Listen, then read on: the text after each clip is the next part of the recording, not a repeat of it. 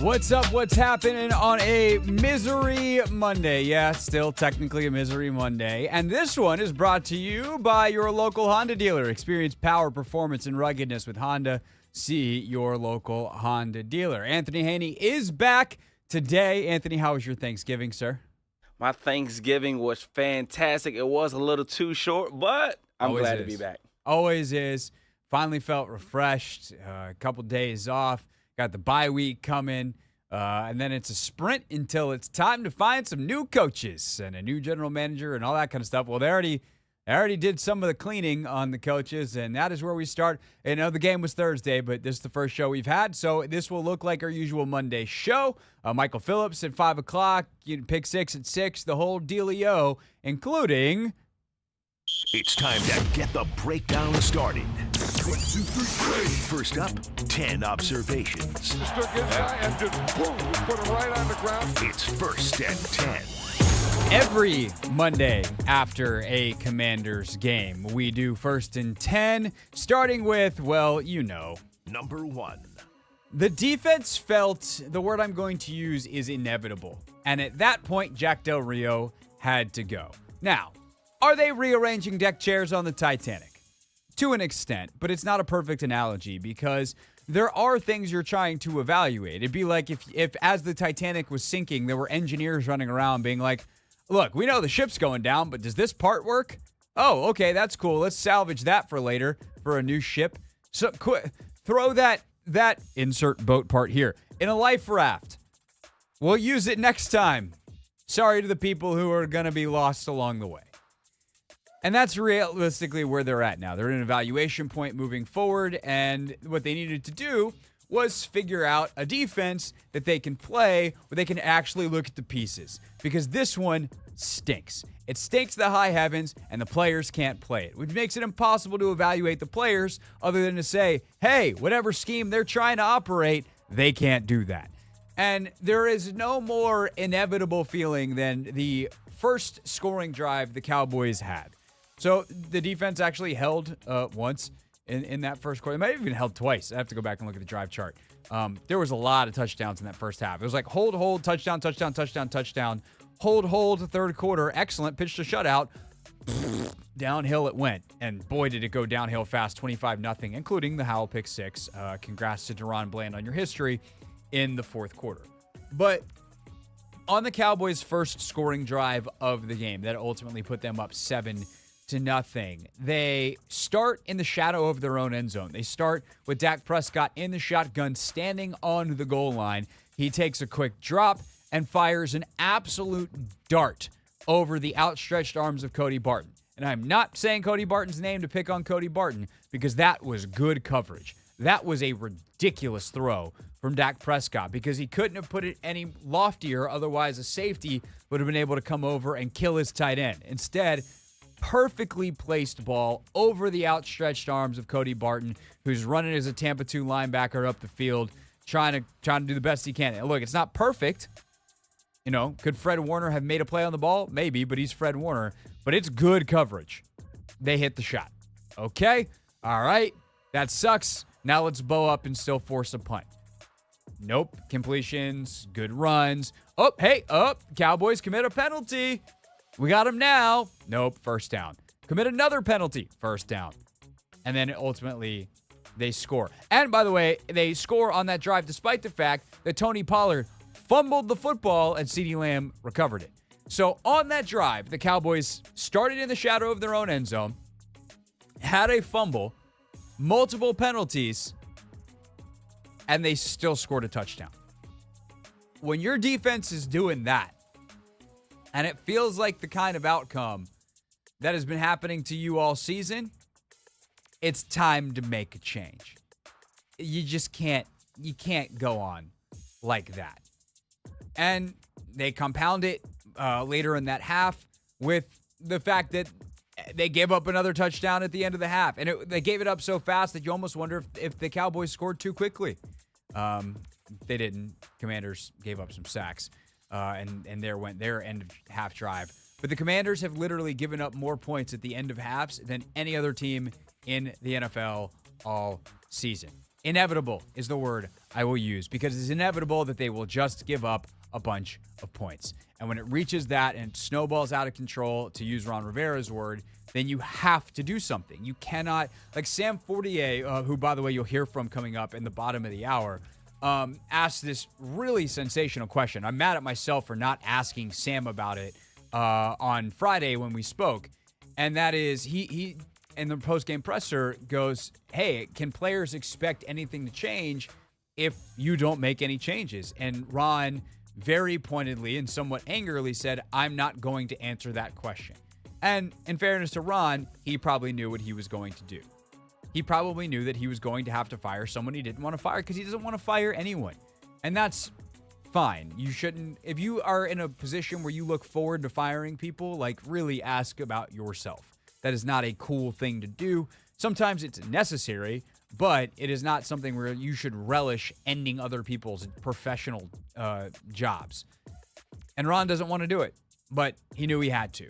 And to kind of summarize the larger thought here in terms of Del Rio and where the issues lied, and there's a ton that we can get into from like a super schematic standpoint, at times mismatching coverages. Hey, this wasn't the best call for the situation. How often do you bring pressure? How good are you at calling the right pressures, at really scheming up pressure against a team in the way that Wink Martindale does for New York, especially against this team? But I think the biggest thing that I come away with is some quotes from Jack's players, the Commanders' defensive players, and other players over the course of the 4 years.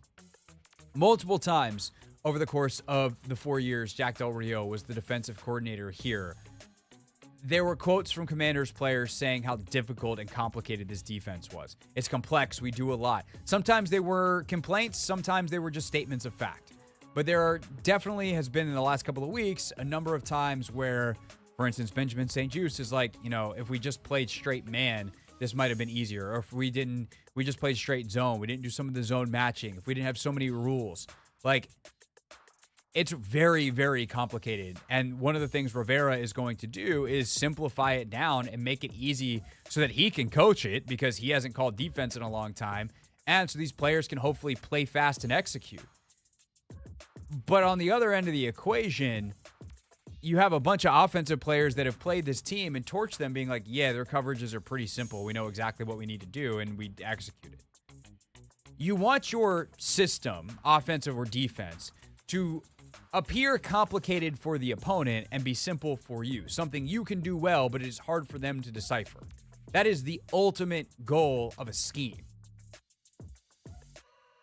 The Commanders' defense under Jack Del Rio was the opposite. It was hard for the people playing it and easy for the people playing against it.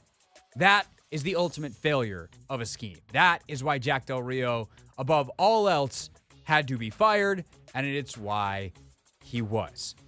The second reason is his staff, which brings us to number 2. Brett Visselmeyer was the defensive backs coach, because you might have missed this, he was also fired on Friday. He was a poor choice, all due respect to him. He was a poor choice to replace Chris Harris, who left in the offseason for Tennessee and should have never been allowed out the door. He should have been elevated to defensive coordinator, and Del Rio should have easily, within the benefit of hindsight, but I would have said this at the time, been elevated to defensive coordinator. And it is Ron's job to have known that as the person who oversaw the turnarounds the last couple of years. It is very clear that Harris had a large role in them because he's gone, and it did come this year. The classic Del Rio midseason turn. So Visselmeyer comes in. He's got not a whole lot of NFL experience, not a lot of high major college experience, if any. He's extremely inexperienced. He's basically only worked for Del Rio. The position is way too big for him. And to compound the fact that he's not good at the job, they took DBs, his position, with the first and second picks in their draft. So you have now essentially wasted a year of development for Quan Martin and Emmanuel Forbes, who will have to start over next year, learning from hopefully a great defensive backs coach that can get the most out of their vast talent. which brings me to kind of a larger point before we get to the final 7 here in 1st and 10. This is something we'll flush out more as the week goes. I think we have actually crossed a Rubicon in talking about the talent on this team. Everyone now is going, we overrated the talent. I actually don't think it's that good. I don't know that that's correct.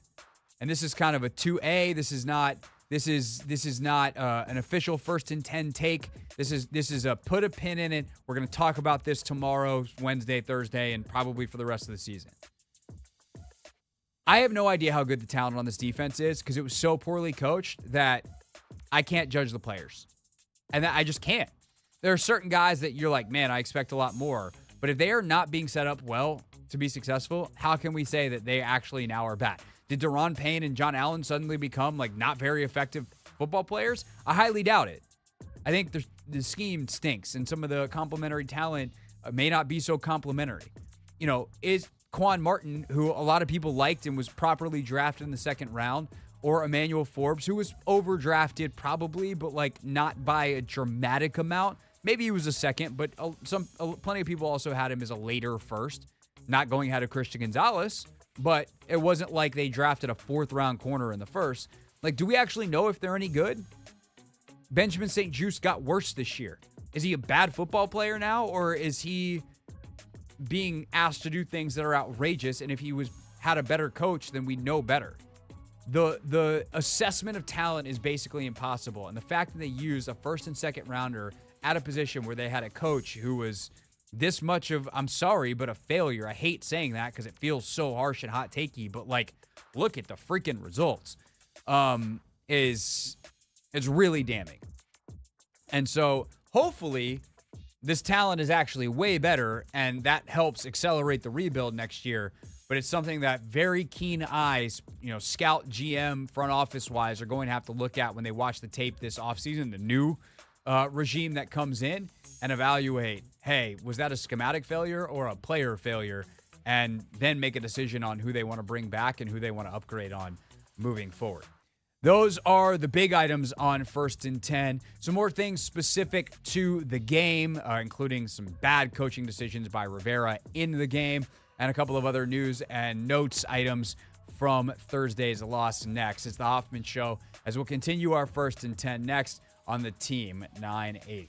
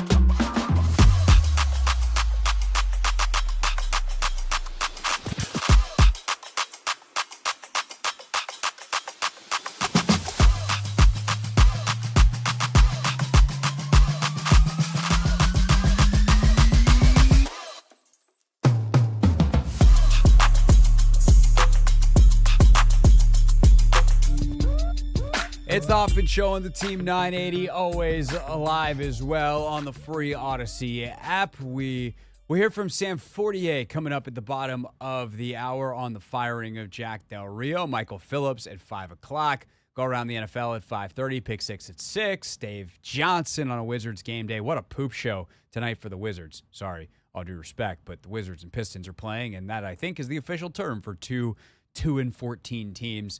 And then we are off 15 minutes early. Real things at 6:30. So that's the lineup, but we continue now with more 1st and 10.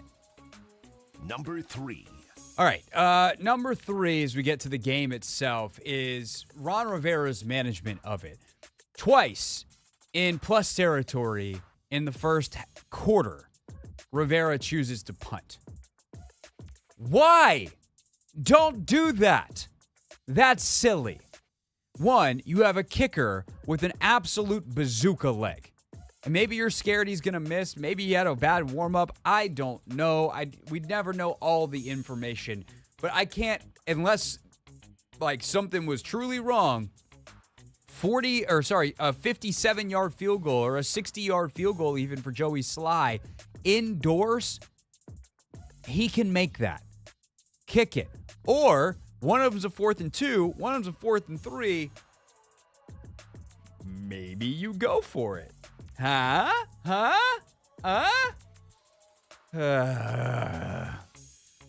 Would have been nice. And then, of course, they go for it later in the game with just terrible field position, and that's really what ends the game.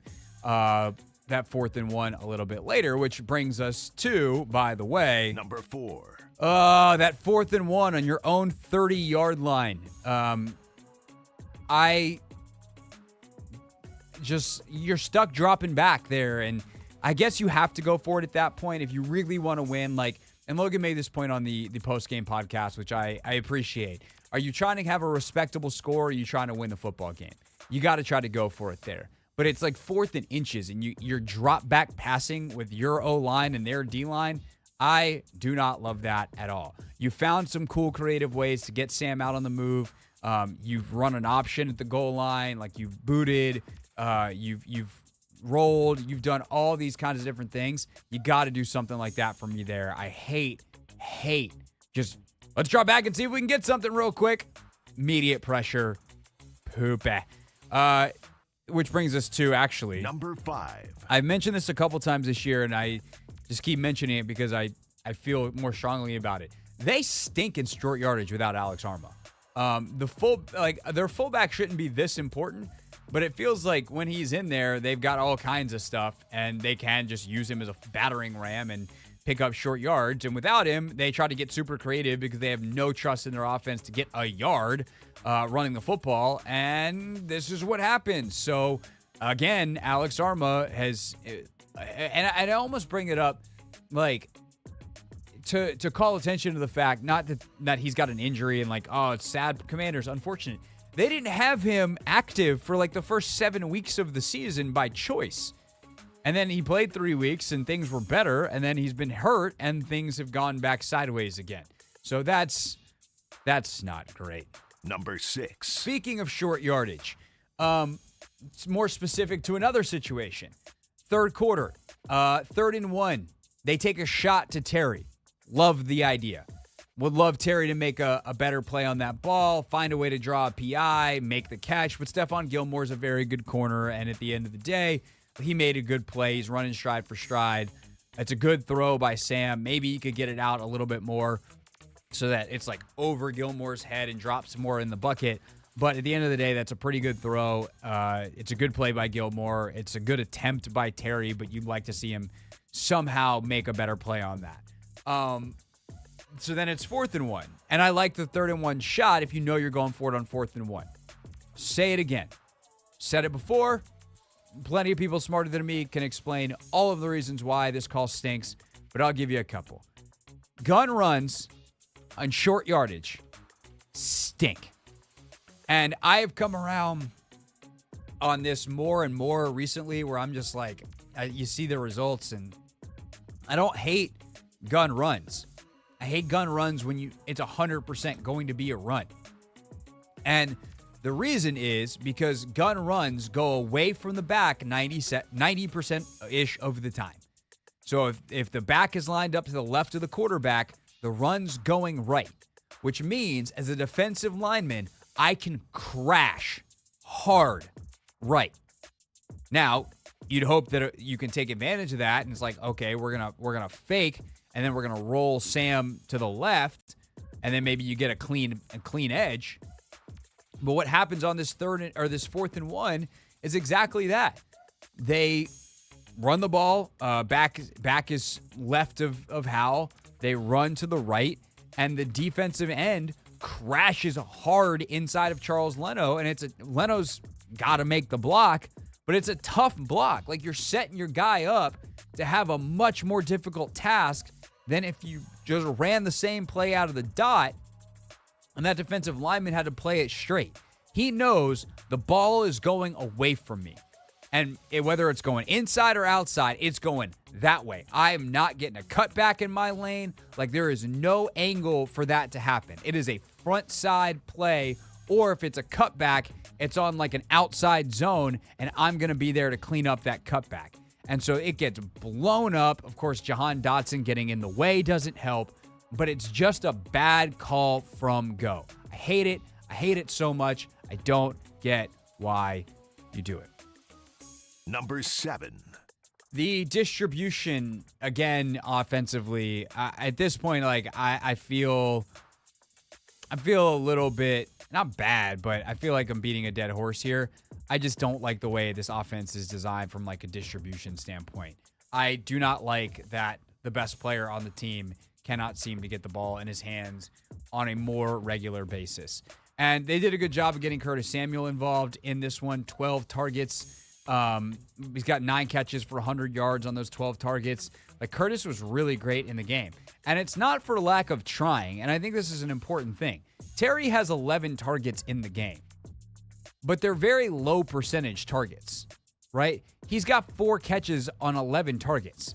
I don't think it's because Terry McLaurin is dropping a bunch of balls. He's had some more drops this year than he's ever had before, but he's also had a ton more, like, contested, like, high. It's a lot of make or break stuff. And I just wish that they would line him up in places that allows him to get some of these targets that Curtis is getting, that Logan Thomas is getting. Over the middle of the field, easy, quick slants. Like, win with him without him having to win. Win with the pen with Terry more often. Jahan, 6 targets in this game. That's fine. Maybe like that a little bit higher. Can you get Gibson a couple more touches? He's only got 4 in the game in terms of targets. But at the end of the day, just the inability to get, and maybe that's what the bullet point should be more than the distribution. The inability to get Terry McLaurin the football is a fundamental flaw in this offense, and I really wish they could figure out how to freaking fix it. Number 8. The next step for Sam Howell, who was pretty good again in this game. We'll talk more about Sam tomorrow after I've had a chance to talk with Logan about all the tape. But all in all, like, Sam's clearly very good in this game. He continues to elevate the offense, create stuff off schedule, create stuff off platform. So this is not me criticizing Sam and being like, he's terrible. If he could just do this thing. No, Sam is good. Here's how he gets better. Here's how he goes from young quarterback to, like, really crushing it, doing big boy veteran quarterback stuff. And it's something that Tony Romo talked about during the broadcast. On high-low reads, he is often looking low to try to draw defenders up and then sneak a ball behind him high. Doesn't work in the NFL. You need to look high and then throw low. And as Romo said, I thought this was a great point. What you learn is that instead of a 14-yard, like, sliding high-level catch and throw, like high-level difficulty catch and throw, where guys like running a deep out on the sideline for 14 yards, you throw the ball 6 yards to the underneath guy, there's a ton of space, and he runs for 6 more, and you wind up getting 12 yards anyway. So just make the easy throw and do it quickly. And I think there were some times in this game where he tries to take the intermediate or deep route. It's better already than it was earlier in the year, so he's already improving here. I just think that's a big step that he's got to take. Number 9. The lack of pass rush is just absolutely ridiculous. I cannot believe how much time Dak Prescott had. This Dallas offensive line is really, really good. Like, they're on Philly's level. They're that good. But Allen and Payne really just are uninspiring right now as pass rushers. And I know it's a tough job when you got all the attention on you and there's not really great edge play. But they got to figure it out. They're getting, like, that's why they're supposed to be them. And it's not like Casey Tuhill's totally inept outside and that some of these younger guys don't have any pass rush juice. It just, they got, the inability to generate pressure is another huge reason why Del Rio got fired. And that was on display in a pretty wild way on Sunday. And then last but not least, Number 10. y'all can get mad at me if you want, but Dak eating the turkey leg was hilarious. I'm sorry, it just was. Dak, like, if it didn't happen to your team, you'd think that was the funniest thing you saw all weekend. Dude was so confident that he was going to score another touchdown that he told his teammates, nah, we got to get one more. This game's not out of hand yet. We're still going to be able to do the turkey leg. And then he went down on the next drive, scored another touchdown, and ate a turkey leg. He ate a turkey leg on the field on Thanksgiving. And it's another reason Jack Del Rio had to go, because that is high-key embarrassing. But it was also high-key hilarious. And if you don't like that, you don't like humor, and you're being a sassy pants because your team got absolutely crushed. I get it, because your team got absolutely crushed. But that was funny.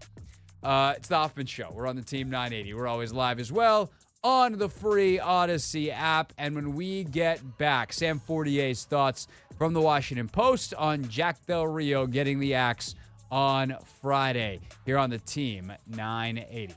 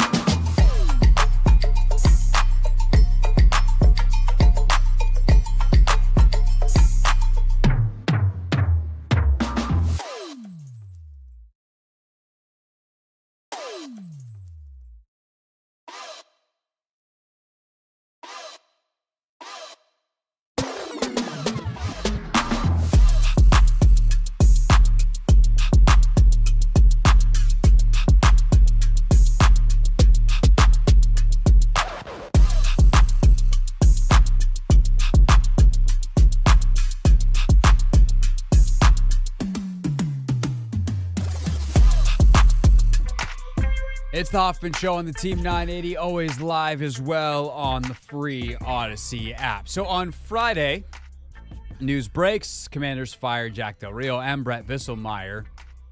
Pick up the old blower because we don't have a show that day. Text my guy Sam Fortier and say, hey, would you like to talk about this on the old internet? And luckily, Sam was willing to do that. And so we'd like to play that for you now. So we live streamed on Friday, which is a good reminder that if you have a YouTube account or you consume YouTube or you think maybe, Craig talks about this a lot, maybe I should. It's very easy. You sign up for YouTube just using a Gmail account. Then you can subscribe to, us. You can subscribe to 106.7 The Fan. You can subscribe. JP Finley's got a channel. I've got my channel. Some of your favorites, like John Kime has a channel. So, there's plenty of DC sports coverage. If you're into cooking stuff, whatever. It's 2023. People know how YouTube works. Get on with the show. But it's just a good reminder that if news breaks and we're not able to talk about it on the radio, sometimes we will do digital exclusives. So it is worth subscribing at 106.7 The Fan, at the Team 980, and at Craig Hoffman. And if you're not into that, if something's really good, we'll play it for you on the radio. And that's what we're going to do right now. So here's me and Sam Fortier on Friday talking about the decision to can Jack Del Rio.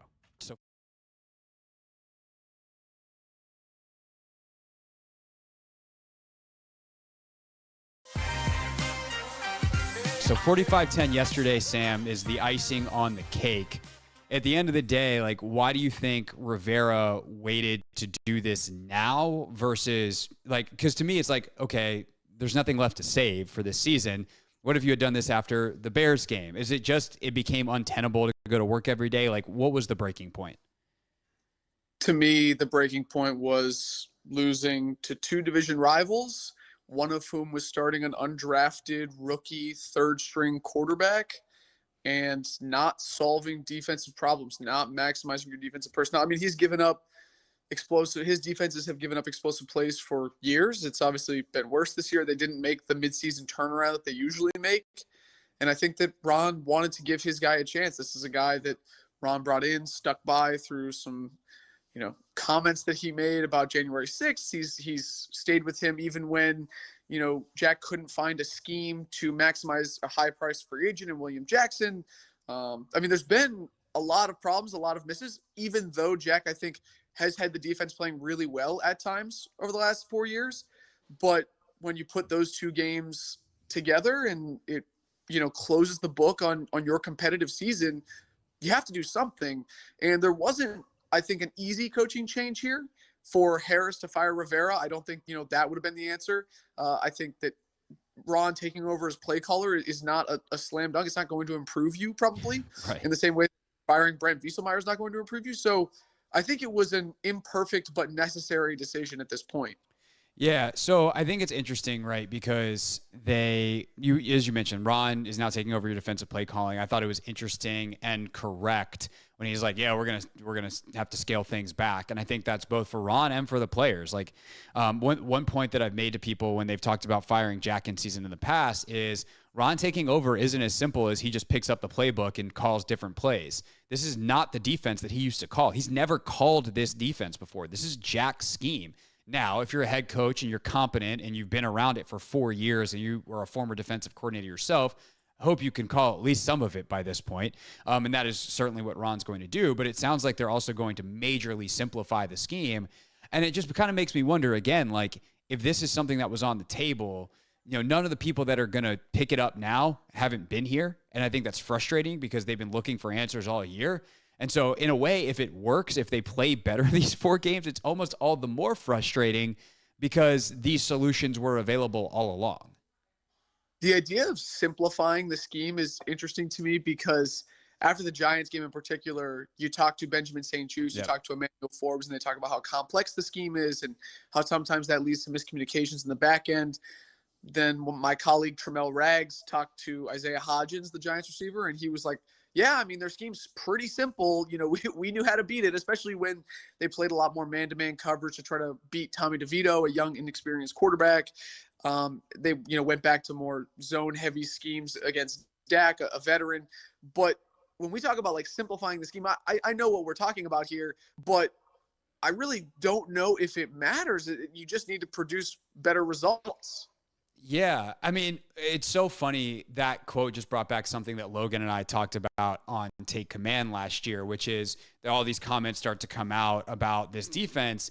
And I was like, it seems like it's complicated for us, easy for them. And that is the worst possible combination of something. Like, you want, as an offense, right? You want your offense to look really complicated. We have motions, we have shifts, we have funky formations, but we know what we're doing, so it's super easy. Complex for them, easy for us. Same thing on defense. Looks really complex. Oh my God, is it cover 2? Is it cover 6? Is it cover 3? But we know what we're doing. It's simple for us. And it seemed like offenses are able to look at this scheme most of the last 4 years. There's been obviously stretches where it's been very, very good, but all in all, offenses have seen straight through the disguises, straight through whatever complications there have been.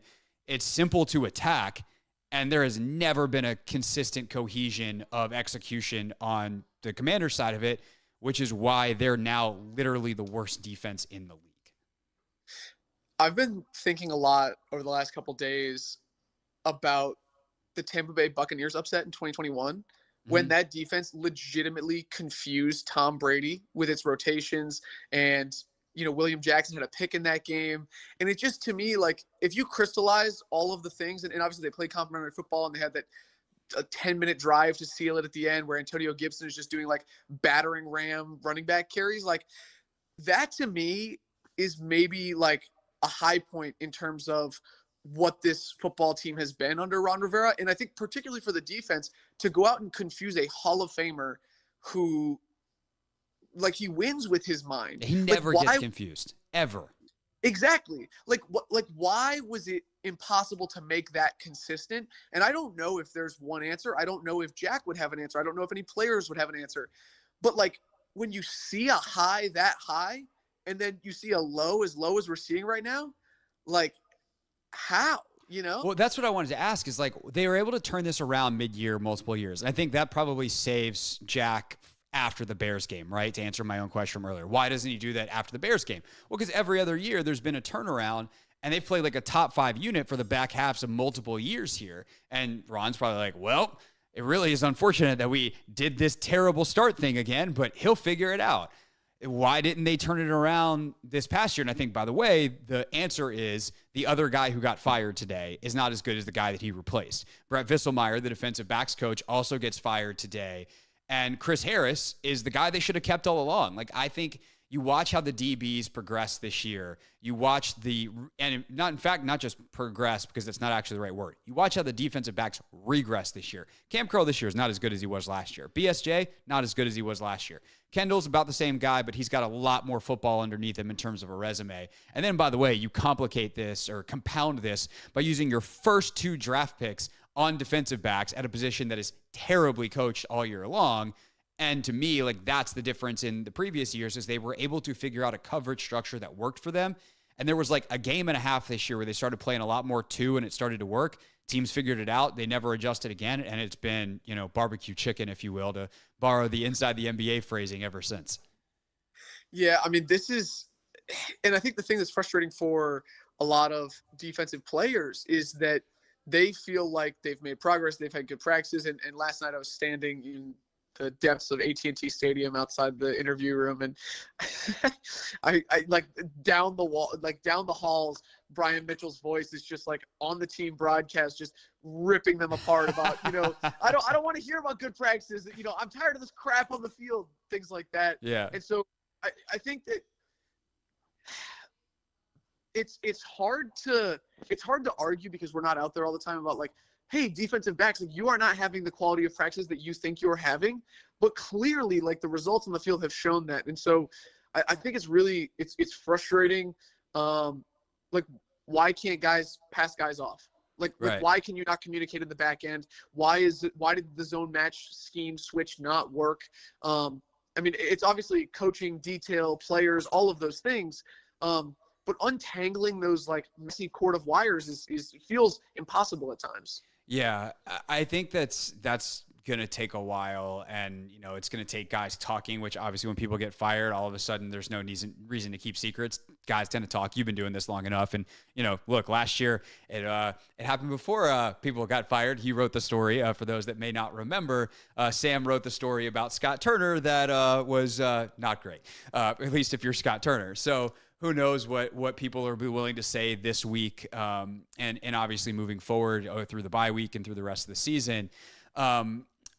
Yeah, I actually, that also sparked this other kind of complimentary thought, if you will, because I was having a conversation after last week's game in the locker room with one of the offensive players, and he was just like, man, if you could see us practice, our offense does not look like this. Our offense is so much crisper. We hit big shots. And I was thinking about that conversation like 2 days later, and I was like, was that just because you guys get to play your defense in practice?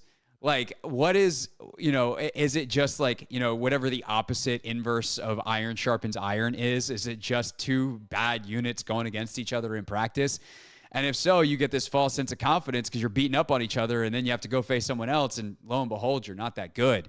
And I wonder if that's kind of been where we were the entire year, and you can never know in training camp because you don't get to see it against someone else. And they even did go to Baltimore, and they looked good against Baltimore. I think that's the thing that's crazy to me is just it never came together this season. They have all the reason that it should, which honestly does give me hope for the future. I do think a good coaching staff can come in here and turn this thing, not to mention the draft picks and the cap space pretty quick. But I don't know, I guess to tee up a question for you, do you think the players here are much better than the results, and this is as you start to untangle the wires, poorly coached team, or did we overrate the talent and the players actually aren't that good, and we overrated that in the preseason, and that's why they have not met expectations? Last year, it was pretty clear to me, and I think a lot of people, that the offense did not live up to its potential because of three reasons, right? Play calling, offensive line, quarterback. And I think that you could go into the offseason and say, oh, there are these three things that we need to fix. I don't think it is quite that simple this year, but I do think that, yeah, there is talent on this roster, and you're seeing a lesser than the sum of its parts team right now. I think that you do need to make some changes. You obviously need to add edge rushers. You need to add corners, safety, depending on what happens with Cam Curl. I think on the offense, you got to look at tight end. And obviously the big question is you have to evaluate Sam Howell. And I know that he's shown a lot of promising signs, but if you hire a GM or a coach who doesn't think he's the guy, or thinks that they have a good enough draft pick and they feel like Drake May or Caleb Williams or one of these guys is an upgrade, they could go get him. So I think there's a lot of things at play, but I don't look at this roster in the same way that we did at the end of 2019 and said, this is a massive rebuild. I think that, there are pieces there, especially with the cap space that you have, especially with the draft picks that you're going to have. I see this as a not as complete project as it was when Ron Rivera came on. Yeah, I would say there's a lot of helpful pieces on this roster. The thing that's crazy about the 2019 team and this team is the best players are the same guys. Bigger question, why do you think Rivera's never been able to get another superstar or develop another superstar caliber player over his time here? Because it really is John Allen, Daron Payne, and and Terry McLaurin, and half jokingly Tress Way. I mean, no, not jokingly, Tressway, he is one of the best. He's a punter, but he's one of the best players on the team. Yeah, that's not a joke. I mean, you have to start with the evaluation process, and I think that I would not give Ron a pass, but drafting Chase Young, to me, even with the Justin Herbert development and the Tua development, he had to take Dwayne Haskins as a part of the job, and Chase Young was a generational guy. Not making it work with him, I think is a massive franchise-altering whiff. But drafting him, I don't, think it was a mistake on the same par as Jamin or, Emmanuel could end up being. I think that, you've seen a lot of helpful pieces, they hit on Cam Curl in 2020. They've hit on, I think Derek Forrest, even though, he hasn't been as consistent and he's been injured this year. But I think they've added pieces, but why haven't they been able to add superstar talent? I mean, I think a part of it is the Ron Rivera model, I guess you could say, the path of every year starting slow, midseason surge, either getting into the playoffs and losing or falling short of the playoffs. You have a middling draft pick every year. And I don't think that the evaluation and development pipeline has been up to par. Yeah. I also just wonder, what was Ron thinking on some of this? And I've been thinking about this more too in terms of EB. I know we're straying a little bit from the defense. This is mostly about Del Rio and whatever, but this all plays into each other. You look at the interior offensive line of Kansas City, they're really good. Their guards are good. Creed Humphrey's one of the better centers in the league. Andy's always had good O-lines going back to his days in Philly. that offense works at its best when you have a really good interior O-line, and you would think that would have been an even bigger point of emphasis with Sam at quarterback. And by the same token, to bring it back to the defense, like Ron was good when he was good in Carolina, and people know at this point, like, he actually wasn't that good in Carolina. He had 3 winning seasons, but like when they were good, and defensively they were good for a long stretch, but he had maybe the best middle linebacker ever. Like he had Luke Kuechly, and he had obviously the really good players up front, but that defense worked because they had studs in the back 7 as well. Josh Norman at the peak of his powers at corner. They had Bradbury, who was really good. But Luke in the middle was the guy who made everything work. And here it's been kind of, the Cole Holcombs. And Cole's like a fine football player, but he's not anywhere remotely close to Luke Kuechly. Cody Barton, obviously, they bring in. And, if they thought Jamin was going to be that guy, like that's just a heinous evaluation of who Jamin Davis is. Jamin could have been like the Thomas Davis type or the Shaq Thompson type, but he wasn't Luke Kuechly. And, your first round pick, that's a big, big ask. So I also just wonder, like philosophically, it seems like there's some places where they didn't invest in a major way, or they did and they missed. Corner William Jackson is a big miss. And I wonder how much that obviously plays into it as well. Is like they tried in the wrong places. They didn't spend on the right things. And when they did spend, they actually weren't very good at picking the right things off the shelf, if you will, anyway. I feel like this is kind of the part of the conversation where I'm talking about where it's hard to untangle this stuff. Yeah. Because if you hit on William Jackson, you have a shutdown corner. Like that year in 2020, they were pretty good down the stretch, except against number 1 receivers. So it's like, okay, we have to go out and get a guy that can shut down number 1 receivers. And theoretically, William Jackson was that. He had been that in Cincinnati. And so then, you were unable schematically to maximize his strengths, and you're unable to coach him up and kind of get him to buy in and play with vision through the receiver to the quarterback instead of, locking onto a man. And so then when that sets you back, then you have to start compensating for that. And it just shifts everything around. And kind of with the same thing with Jamin Davis, like you bring that guy in and you're like, even though he only had 1 year, we can coach him up. And so I think it's, it's going to depend on who you talk to in terms of who is the blame on more in terms of, is it an evaluation thing? Is it a developmental thing? Is it a schematic thing? But it's just clear that the front office and the coaching staff have never been on the same page. And if they have been on the same page, then one of their abilities has not been up to snuff to get those guys where they need to go. And so like, yeah, it's such a cop-out answer to say like, oh, it's easy to point fingers and blame, but like it's really complicated. But I really do believe that. I don't think anyone here I think that there were multiple problems, and that is obscuring like what is the thing that like screwed this team. Yeah, I mean, at the end of the day, like the simplest way to put it is there's a bunch of people here that aren't that good at their jobs. They're not incompetent, like they're not professional, but they're just not that good at it. And that's a hard pill to swallow. And by the way, that also means sometimes the professionalism is going to allow you to win some games or show competitiveness in a certain situation, but you're just never going to break through. I remember I was doing a profile about Marty Herney when they hired him, and I talked to John Lynch. I was doing a profile about Martin Mayhew because he had played with John Lynch when they were together in the NFL. Mm-hmm. And John Lynch made a comment to me, and I'm going to kind of butcher it, but John Lynch basically said, like, I know a lot of people think, like, can it really work with Marty and Ron running it back for a third time? And he said, and I don't know, but I think Martin will be a good addition to that room. You know, he didn't say exactly that, but that was basically his message.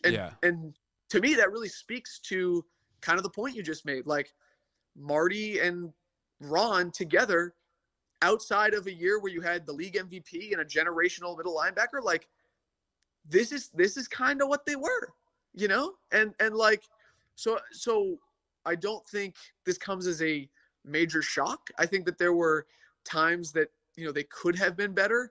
But if you're looking at this and saying, how did Ron Rivera not live up to the 15-1 Carolina Panthers Super Bowl run year? And you just say, like, he never found Cam and he never found Luke. Yeah, no, that's a really good way to put it. All right, last thing, Sam Fortier, again, with us. You can read his work covering all of this, the game yesterday, Del Rio's firing, and what I'm about to ask him about at WashingtonPost.com/sports, which is, where does this team go next? To me, this is kind of like, okay, we got our head on a platter. Let's get to the end of the year, and then everyone's going to be gone.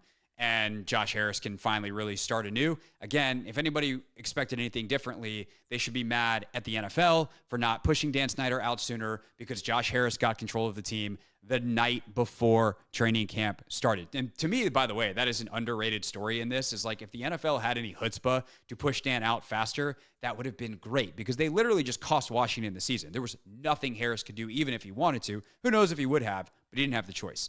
Anyway, aside from that rant that I've done a couple of times over the last year, where does this team go from here, let's say between now and the end of the season?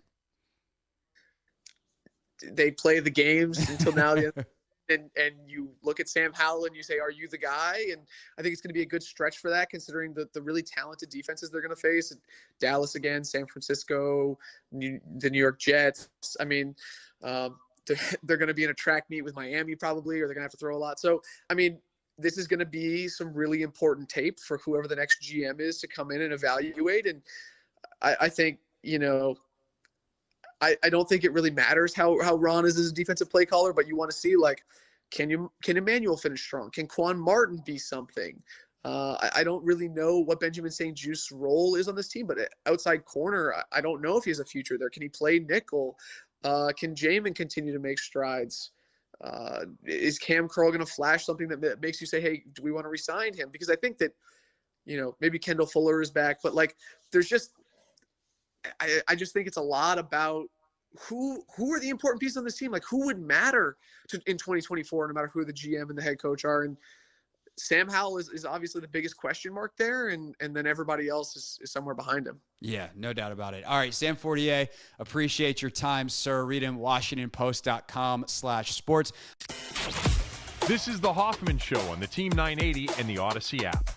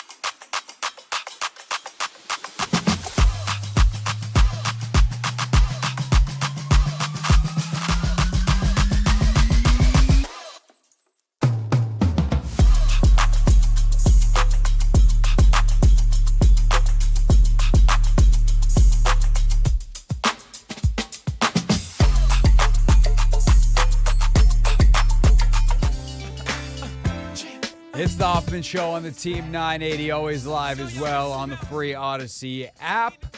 Misery Monday on the Team 980, driven by your local Honda dealer. Experience power, performance, and ruggedness with Honda. See your local Honda dealer today. Although, considering the moves made, some people might consider this a victory Monday. We should not celebrate people getting fired, even if we can be analysts and acknowledge it was the right move. At least that's what I think. Let's find out what Michael Phillips thinks on this Monday. Today's top story from the perspective of someone who's there. You are looking live. This just in. Not my beat. Michael Phillips, 910 The Fan in Richmond, which you can listen to on the free Odyssey app, 10 a.m. to noon weekdays. Also read him at the Washington Times. Miguel, how was your Thanksgiving, sir? Lovely. Enjoyed some food, some television, all the good things. Watched Dak eat a turkey leg in a premeditated celebration that caused the firing of Jack Del Rio, and then moved on to college football. Yeah, I didn't move on to college football. I just basked. I wouldn't say basked in the glory of whatever that it was, but just kind of sat in it. And then actually I didn't. I just forgot about it. I was like, you know what? I'm not working. I'll think about this on Monday. And here we are. It's Monday now. What do you make of the move? Like, to an extent, it's got to be looked at as rearranging the deck chairs on the Titanic, but I also think they definitely had to do it. So where do you kind of fall on the decision and what it actually means? Yeah, Titanic can't sing for 6 more weeks, so might as well keep yourself busy doing something. I think the turkey leg was a big part of it, right? I think the preference was to not do anything, just to find a way to duct tape this thing together, get it to the finish line, get to the end of the year, and then clean house, quietly, like the rest of the league does the day after the season. That was not possible, of course, when your rival is eating turkey legs on national television because they knew they were going to beat you so badly they could spend the short week preparing celebrations instead of preparing for your defense, which was not very good and is 32nd in the league in points allowed. That's the sort of thing that requires immediate action. They had to take immediate action.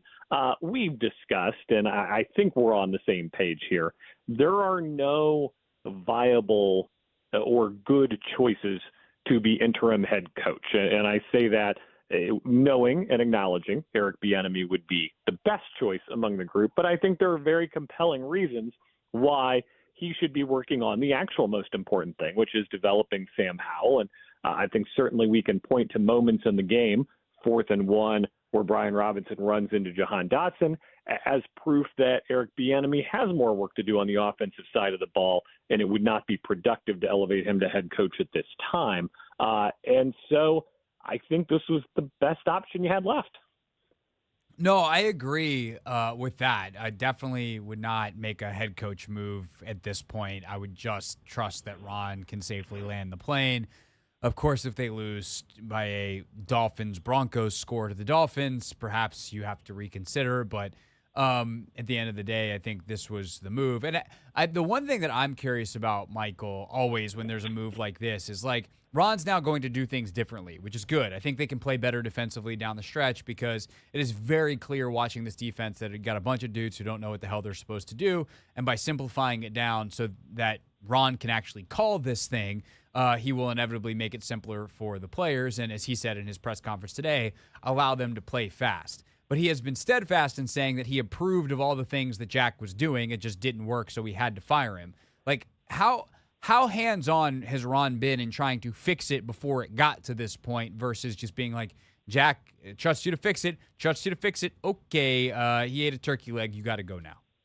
Yeah, we played the whole exchange there with Kaim on my show where they, we need to change some things. So what are you going to change? Well, wait, I'm not going into that, but things are going to change. Oh, so you dislike the way it worked. I did not say that. I love Jack. He's a good guy, and I approve of everything he tried to do. Okay, buddy. All right. At this point, if I were Ron Rivera, I'd probably just cut a check to the league and say, whatever you're going to fine me for not doing press conferences the rest of the way, here's the money, give it to a nice charity. I got nothing to gain by doing this. I'm just going to quietly ride out my ride on the Titanic from my nice comfy chair in my office. I have nothing to gain by speaking out loud. That would be what I would do if I were Ron Rivera. Michael, you remember that you're not just doing a radio show anymore, that you're a reporter who actually goes to these press conferences, right? Yeah, and I feel for the guy. I feel for the guy because we all know the score. We all know what's going to happen. We all see what's going on. And what are you going to say? What are you going to, you're not going to throw your friend under the bus? All right, that's noble. But you also can't say, my friend did a good job. He didn't do a good job. He did a really bad job, actually. And we all see it. Right. Well, that gets to the crux of my question is, these were not unfair questions. Why didn't these they were not gotcha fix it? questions? Yeah, well, right. These are not gotcha questions from an unfair media. Like, here's John Keim, like a professional at a professional outlet. His question was like, what's up with that? Like, wait, the thing you're saying doesn't make sense. Like, these are all legitimate questions that Ron either can't or won't answer at this juncture. We just kind of hit the wall here, right? We're running around in the circle. We've got to change things. Oh, is that because things are going bad? I did not say that. I stand by my friend and everything he did. So you think the things he did are good? Absolutely not. We're changing everything. What are you supposed to do with that? We're just going to run around in circles on that, around and around. Now, to go back to your first point there, my big fear here, Craig, with this change on putting Ron Rivera in charge of calling the defense, my biggest fear is that they might beat the Rams and the Jets. Like, I don't think they'll beat the Dolphins. The Dolphins are good. They might roll off a 2-game heater here because the Rams and the Jets are both kind of beatable. And I agree some marginal improvement could open the door to this offense, maybe even being able to do some more things. That's bad. That's a no. Like, you got a top 5 draft pick. Protect this thing. Yeah, I mean, that gets to the next question, which is what do you actually have in house? And this is something I talked about earlier is, obviously draft pick, you got to figure that out. That's probably going on the top 5 one is probably going on the offensive side unless you have a pass rusher fall to you and you need one of those. So there's that, unless I guess you spend big on it in free agency. But I want to know how the rest of these guys can play defensively. And I don't have a clue. And I actually think that we've gone too far the other way from being this is a talented group that's underperforming to, actually we overrated the talent. I have no idea how good they are. They're so poorly coached. I legitimately have no idea if Jamin Davis, Benjamin St-Juste, on down the list is a good football player. Is John Allen just not that good now? I refuse to believe that could possibly be the case. And so, the draft pick, yes, very important, but I think it's also very important to be able to understand what you have in-house, and by continuing to have Jack Del Rio and Brett Visselmeyer on this coaching staff, you were not going to be able to do that. That's fair, and you can argue that's the Chase Young story, on his way out. What would it have looked like if he had better leadership? Would he still be here? You've got small stakes and big stakes within that discussion. Small stakes, Percy Butler. He'll be here next year. I feel confident in saying that. But do you pencil him in as a guy who can play some snaps for you next year? Or do you say, all right, he is a guy who can develop under a new coach, and we'll see what he is? That's something you need to see. Then you've got your big stakes. Cam Curl is a big stakes decision, right? I think Cam Curl is worth signing to a big long-term contract. But there's a difference between think and know, and you've got a new group that's going to be coming in that won't get to kick the tires on him themselves. Those are big decisions. When you commit that kind of money to a player, that alters your franchise in a good or bad way, the trajectory you're going.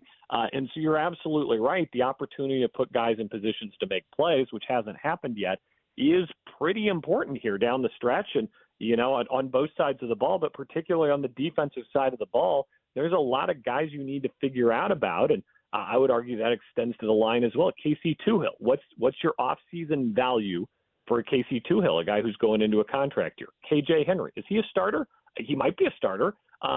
Is he the kind of guy you can ride with going into next year, though, as a 60% snap share guy?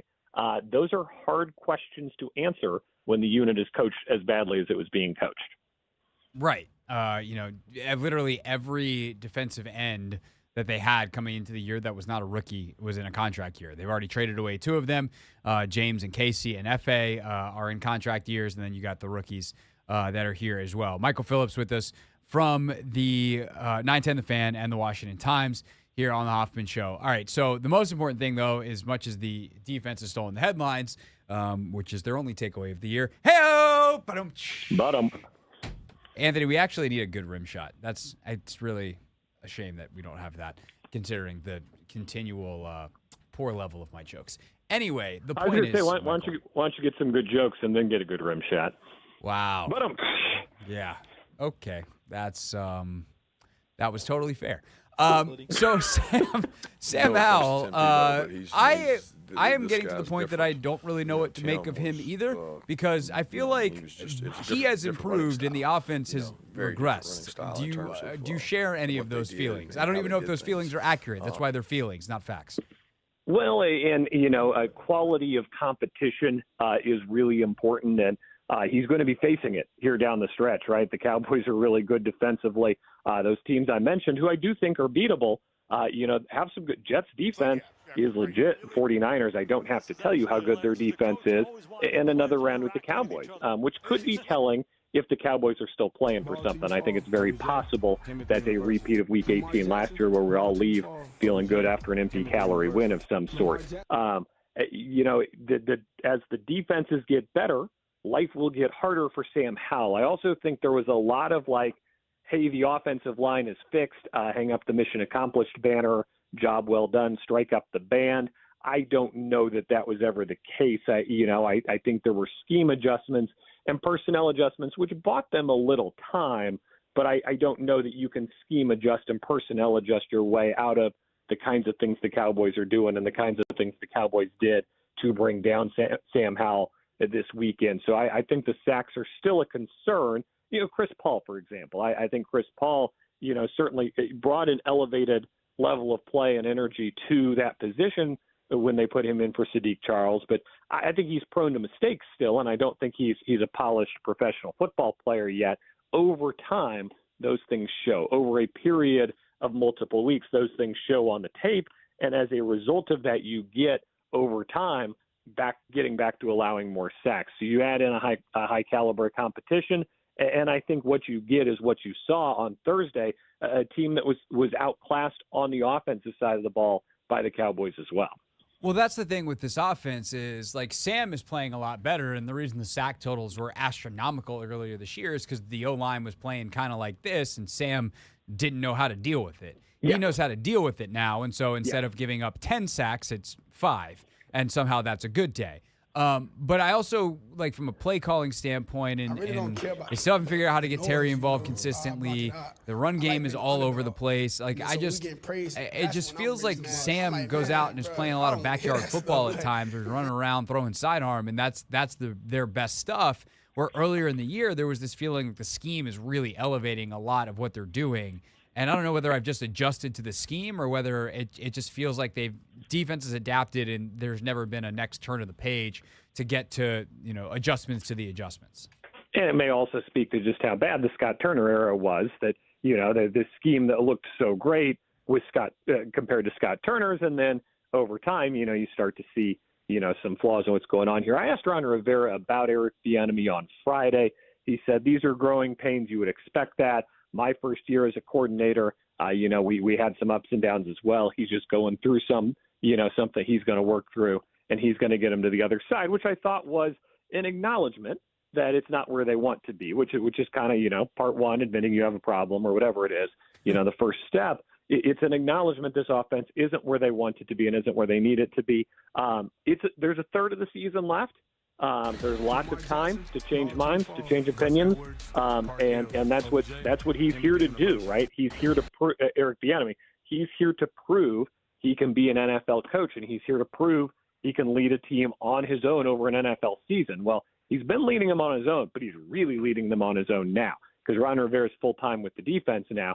This is the moment, right? And I'm not going to commit to either lane today, like either he can or he can't. I'm just going to commit to that's a great reason to turn on your television and watch these games. That's a great reason to come out to FedEx and watch these games. These are sink or swim games for him against quality defenses with personnel that is adequate but not spectacular. Well, that's how you make your name in the NFL, right? Sean McVay is not a legendary coach or on his way to becoming a great coach because he took one of the most expensive rosters of all time and won a Super Bowl. That was great, obviously. He's a great coach because he's taking this Rams team and leading them to victories because of what he did with some spare parts in D.C. when he was running that offense. That's where you make your name as an NFL coordinator and an NFL play caller. He's got the chance to do that here. It's also a great reason to turn on your radios or download the free Odyssey app and listen to fantastic analysis of the old Mandos on 910 The Fan from 10 a.m. to noon each and every day. MP on the mic. Of course, the Hoffman Show, we try to do a decent job as well. Sometimes we succeed, but we never make good jokes. Michael Phillips, everybody, with us on Mondays. Michael, thank you very much, sir. We will talk to you next Monday after whatever happens against Miami, and I'll see you Sunday in the press box. See you Sunday. I look forward to it. See ya Sunday. If you know, you know. All right, thank you, sir. That is Michael Phillips with us here on the Hoffman Show. When we get back, some more thoughts on that conversation following up on the two coordinators. Then we'll go around the NFL at 5:30.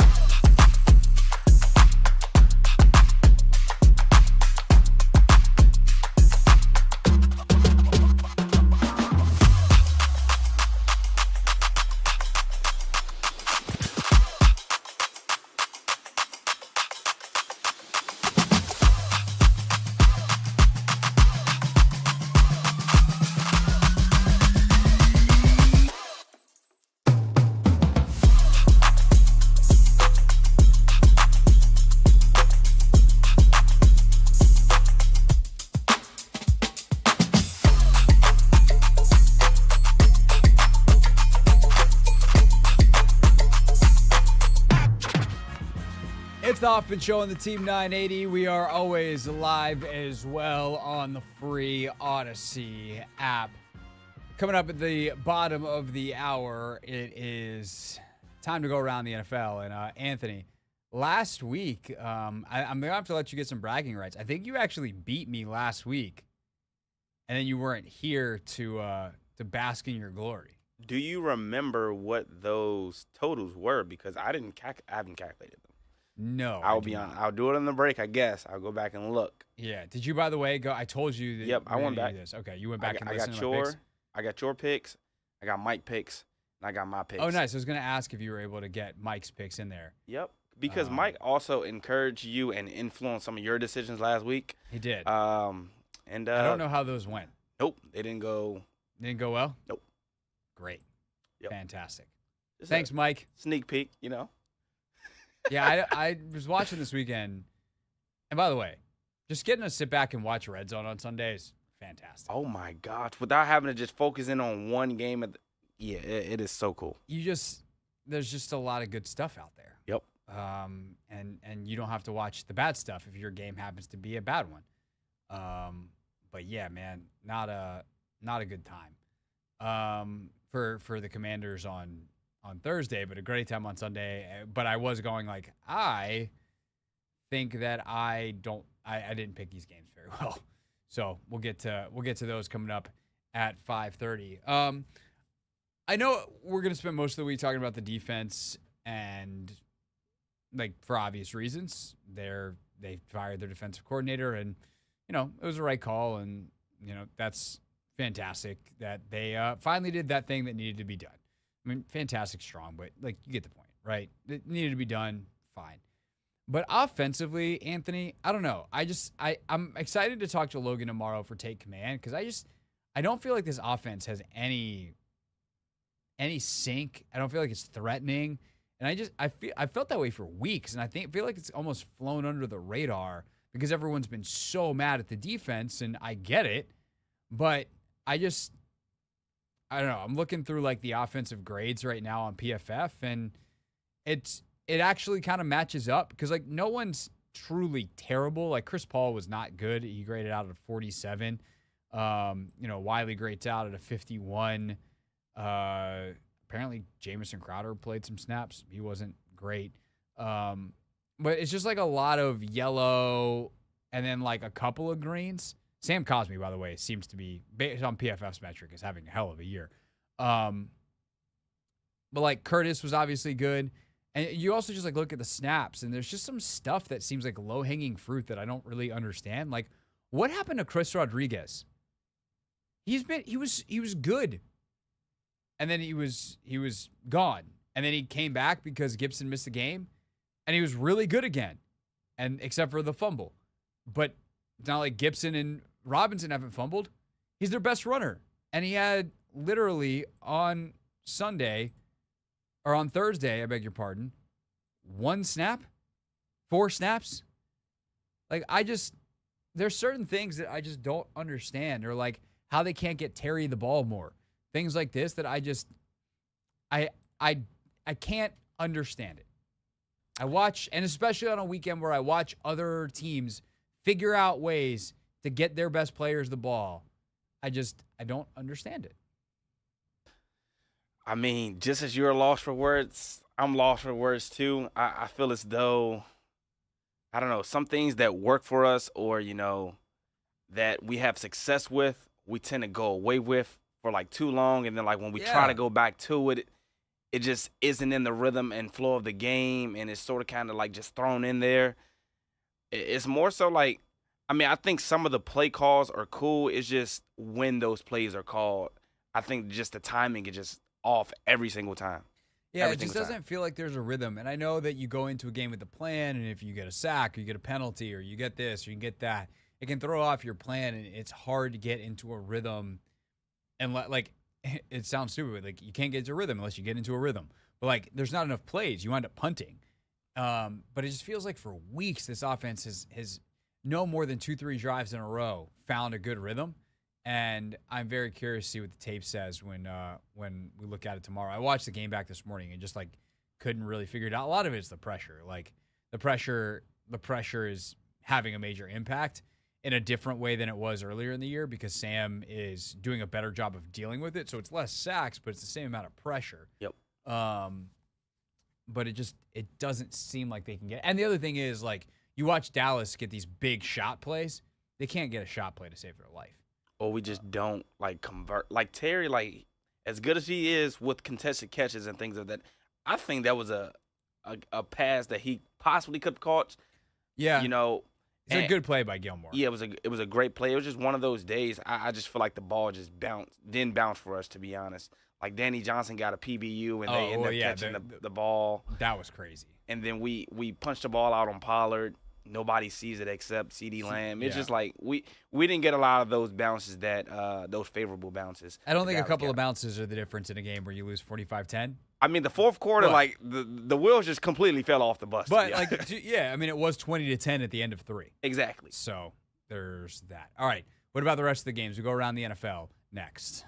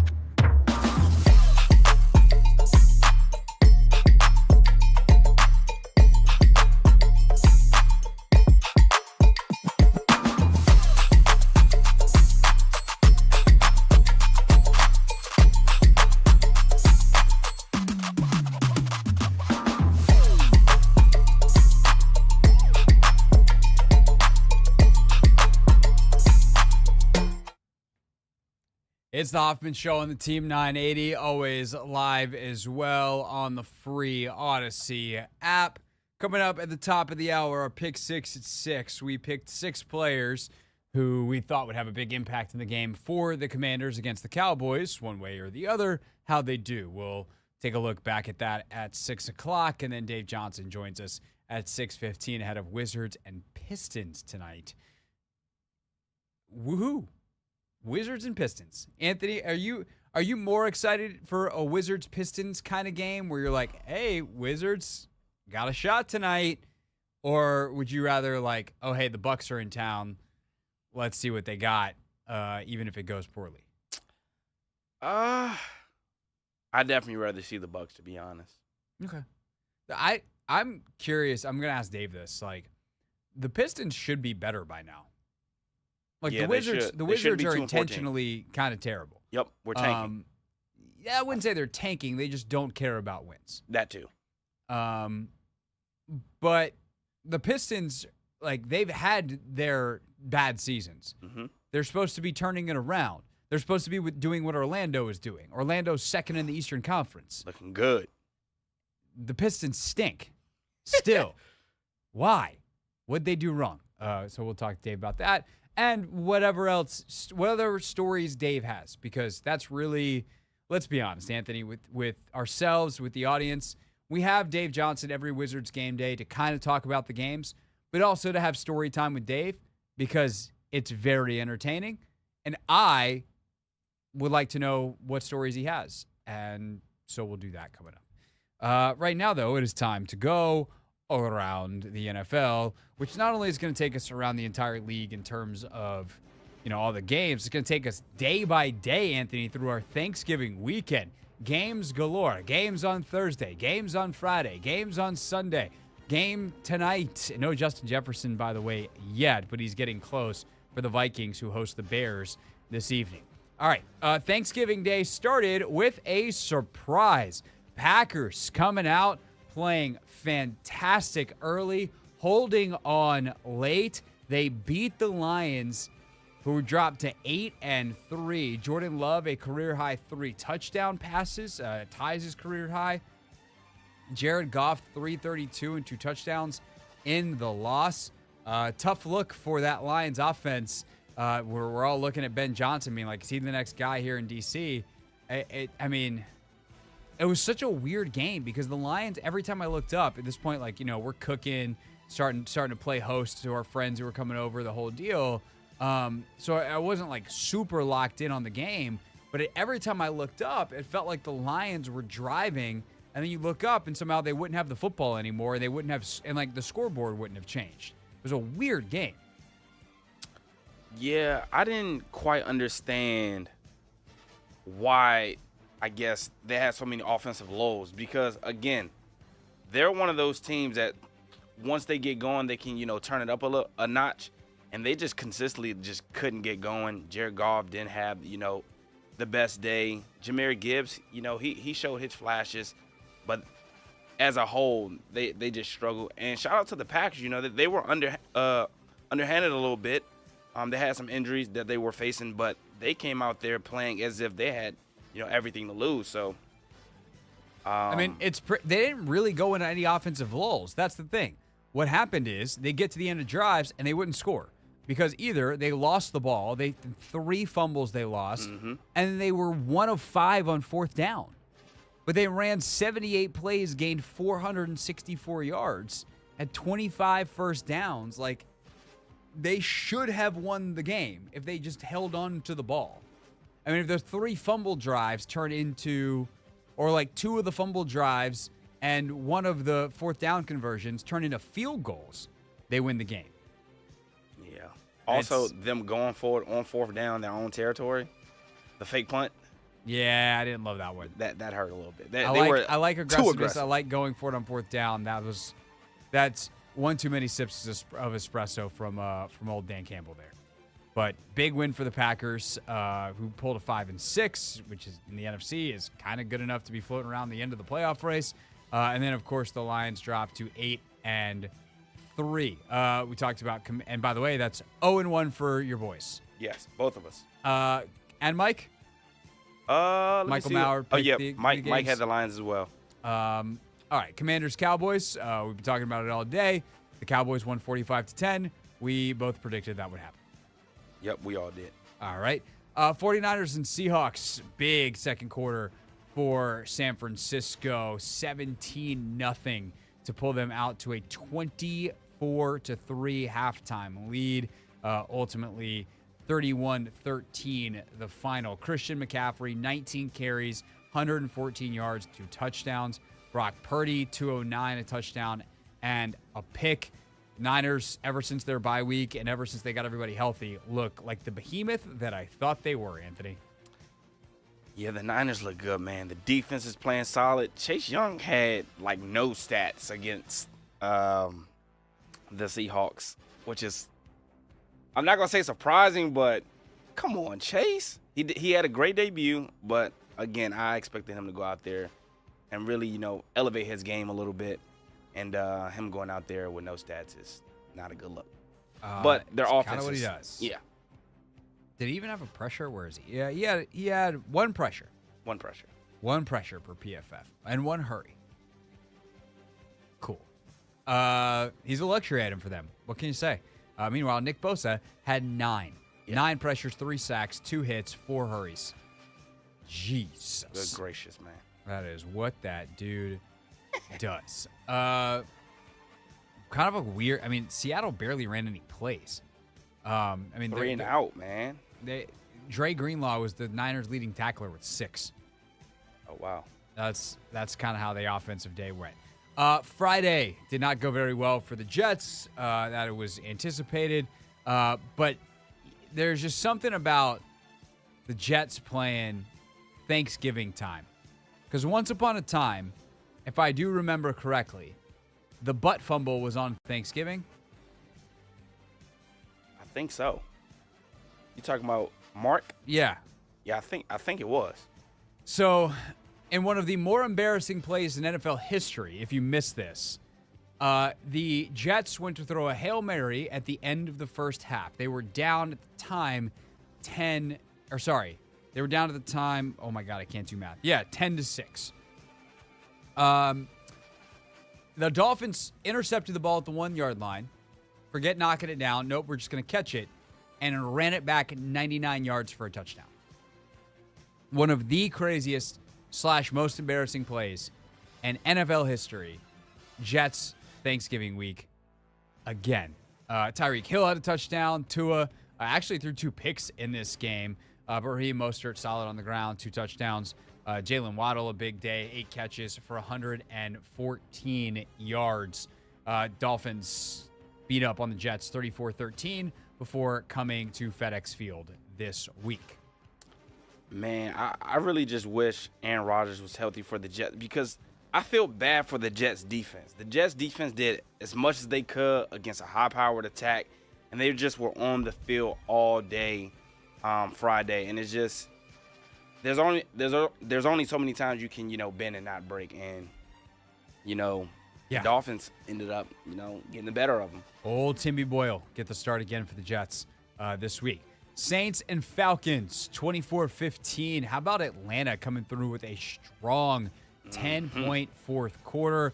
Bijan Robinson doing his thing, 16 carries, 91 yards, and a touchdown, despite 304 from Derek Carr. The Saints they do some weird stuff, man, where they just can't get out of their own way. Carr has a pick in the game. Like, they can't get anything going really on the ground. Kamara's got 15 for 69, which is like a good average, but not enough because they're kind of chasing the game. Olave, another monster day, 7 for 114. But it just feels like a lot of empty calorie type of yards compared to what Atlanta's able to do, get Drake London some big catches, some conversions, etc. Algier, 64. Patterson, 43. Ritter had 30 on the ground, and then Bijan's 91. Atlanta ran for 228 in this game.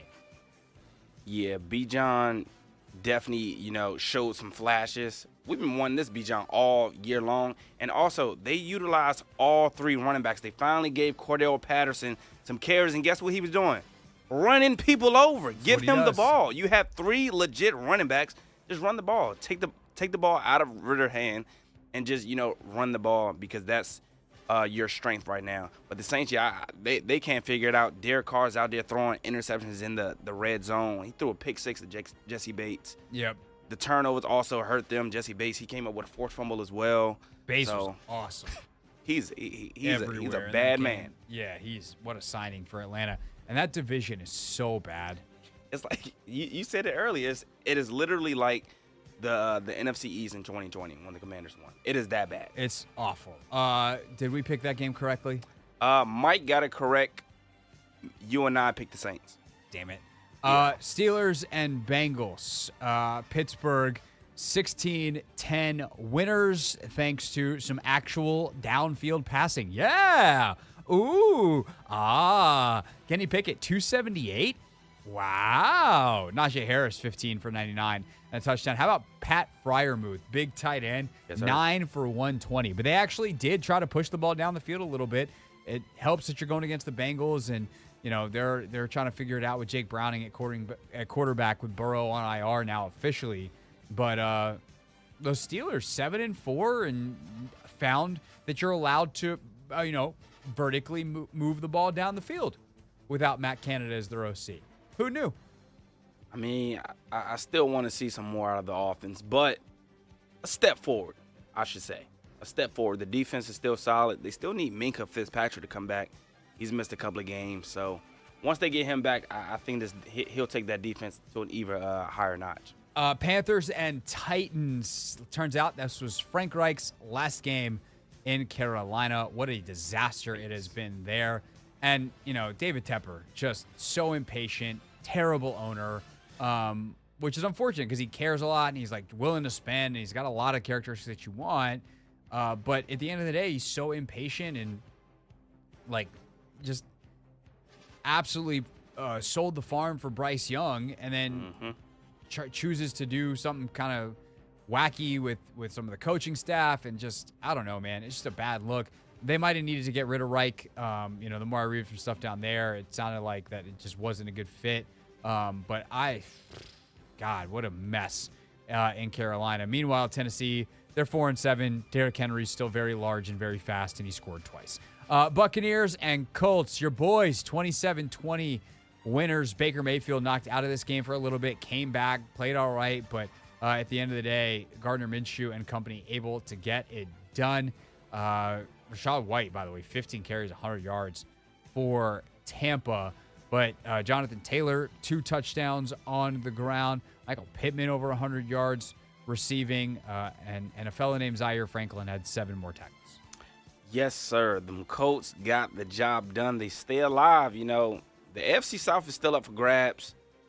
Big win for the Colts. Definitely, I still think they need to give JT and Zach Moss more carries. They only had 23 combined. But against a Buccaneers defense that does like to blitz a lot, it's probably going to be hard to run. So Gardner stepped up, did what he had to do. Big day for Michael Pittman as well. No doubt. Patriots and Giants was exactly what you thought it would be. Terrible. And, by the way, great for the Commanders because guess who now also is 4-8? We are. Oh, they are. Yeah, the Giants are.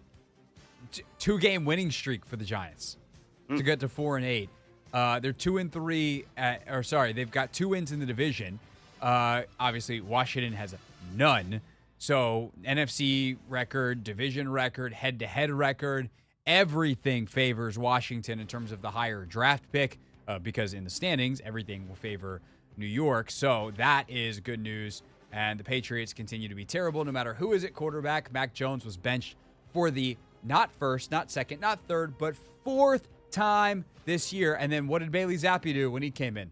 Threw a pick, too. Just promptly threw it to the wrong team. Incredible. It's the point, beyond the point, really, where it is just sad to watch the end of the Belichick era. It can't be this, but it is every single week. You mentioned the AFC South is still tight. How about the Jags not just being on top of that division, but they, until Kansas City won last night, they actually, and Baltimore too, actually. So there was a point yesterday, to put it this way, because of the way the games were sequenced, this game being at 1 o'clock, where the Jags were actually the number 1 seed in the AFC. Mm-hmm.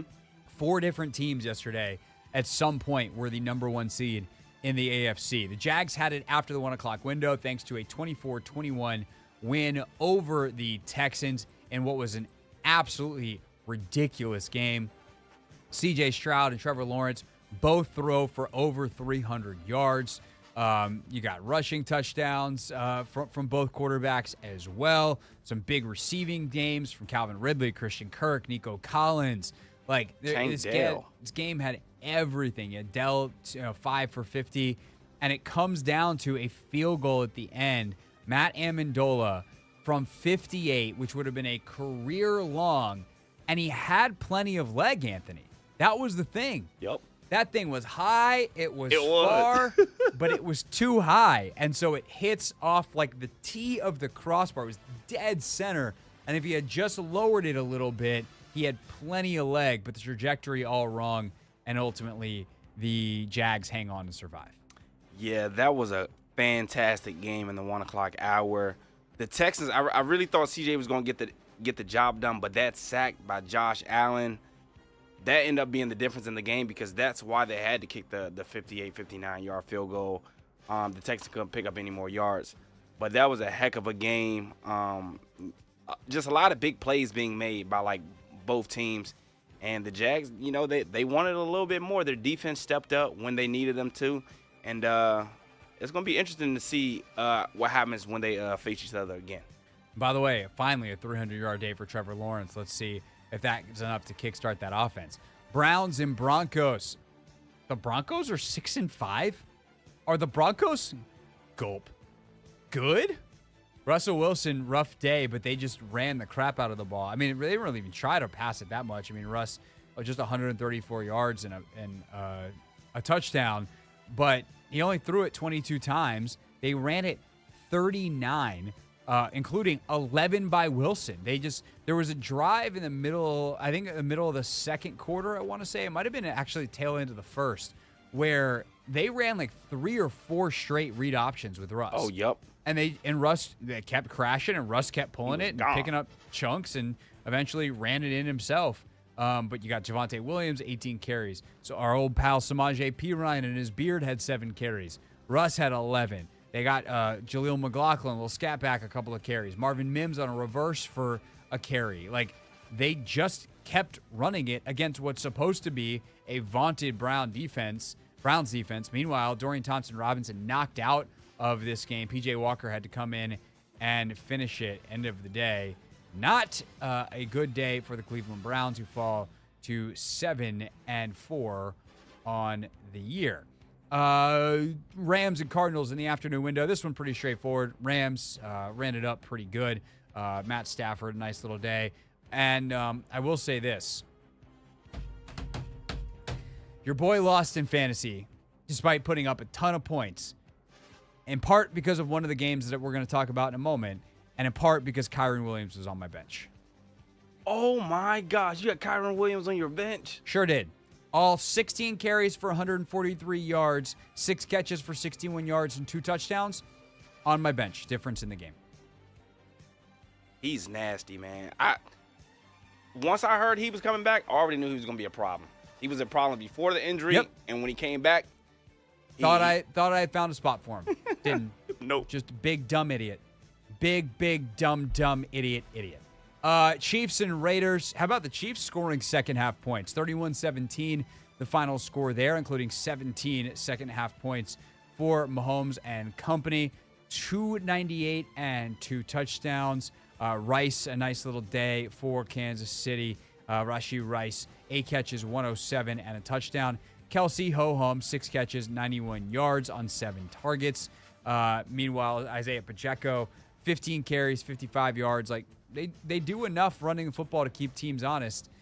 Meanwhile, nice day for Josh Jacobs, but not enough for the Las Vegas Raiders, who fall to 5-7. I just accidentally canceled out of my scoreboard. Good job out of me. Anthony, what's the next game on the schedule? Where are we at record-wise? So right now, I am 9-4. You are 8-5. Mike is 9-4. The next game on our should be Bills-Eagles. Yep, Bills-Eagles. And guess what? You changed your answer because of Mike. To the Bills? Yes. What a moron. And you also did that to the Patriots as well. Or the Giants, I get, because you had the Giants, but then you chose the Patriots. No way. Yes. I picked the Patriots? Yes, you did. You had the Giants. Somebody fire me. You picked the Giants at first, You listen to Mike, and he was like, Belichick does make it hell on, rookie quarterbacks. That is I'm good going logic. Patriots. That is good logic. They did win 10-7. Yeah. But you also just chose the Bills. And it looked good. It did. Until the end. Oh, my God. Until the end. What a game this was. Jalen Hurts just finds a way. He's, I think, 30-5 now as a starter. It's ridiculous. And don't the Commanders have like 2 of the losses in there? Or is it just 1? I think it's just 1. Anyway, point is. Yeah, 1 loss from last year. Yeah, Jalen Hurts, 18 for 31. 3 touchdowns, though. And then, of course, a couple of touchdowns on the ground. Tush push and the quarterback draw to win it. A.J. Brown finally kept in check, but Devontae Smith, he goes nuts. 7 for 106. Josh Allen threw it 51 times. 51 times. Also ran it 9 for 81, and that was not enough. And by the way, I said in my fantasy matchup if the Eagles had just not forced overtime and Jalen Hurts isn't the guy who runs in the final touchdown, I was fine. Dang. Eagles have a regular fourth quarter. Me benching not starting Kyren Williams, not a big deal. It's not what happened. Eagles 10-1. I dropped the game in fantasy. These two things are basically equal. Ravens and Chargers. Ravens, nice cruise to a 20-10 win. This thing was pretty chill into the fourth quarter. 13-3 Baltimore into the fourth. Both teams scored a touchdown. 20-10 your final score. Do a good job of keeping Justin Herbert in check. Just 217 yards, a touchdown, and a pick for Herbert. Lamar, nice, easy 177 and a touchdown. Also had 11 carries for 39 yards. I feel like there was a bunch of drops and like silly stuff in this game too. Like Herbert has a little bit of like what used to happen to Eli Manning, where Eli just would have the dumbest interceptions. Like the ball would hit off guys' hands and then it would get picked off, and you're just like, who is this payback for what you did on draft night? Like, what is happening? And I feel like Herbert has a lot of that stuff too, where he makes plays or delivers throws and just funky stuff happens to him. Yeah, I feel bad for the Chargers. We all thought it was going to be a one-score game. It was until Zay Flowers decided to, break off like a 30-yard run. But these one-score games, they just continue to lose and just can't get over the hump. So Brandon Staley, I don't know, man. I don't think wanna, he's done. Yeah. I think he's done at the end of the season year as well. Yeah. All right, what you got record-wise? Where are we at going into Bears-Vikings tonight? Right, Which so we both have Minnesota, yes? Yeah, we all have the Vikings. I'm 11-4. You're 9-6. Mike is 10-5. And also, last week, I was 10-3. You were 8-5. Anthony making up some ground here Hey, late in the season. Don't call it a comeback, baby. So where does that put us for the season? Oh, I haven't been able to tally that. That's a lot of quick math, and, math isn't our strong suit. Yeah, no, it's not. By the way, we played Rachel got a bunch of board games that were supposed to be here for Thanksgiving. Unfortunately, they were not, but we did get them like Friday, and so we had some friends over last night. Played a board game that was very math adjacent. I was it was called Partners, and we switched. We played 2 games with the same partners, and then we switched, and I was the only one to not win a game. Dang. Yeah, not great. The game was very fun. What's the name of it? It's called Partners. Okay. You have a partner. It's a 4-person game. Play 2 and 2. Yeah. Math. Hard. Anyway, that's around the NFL and also around Craig's losses of the weekends, from board games to fantasy games.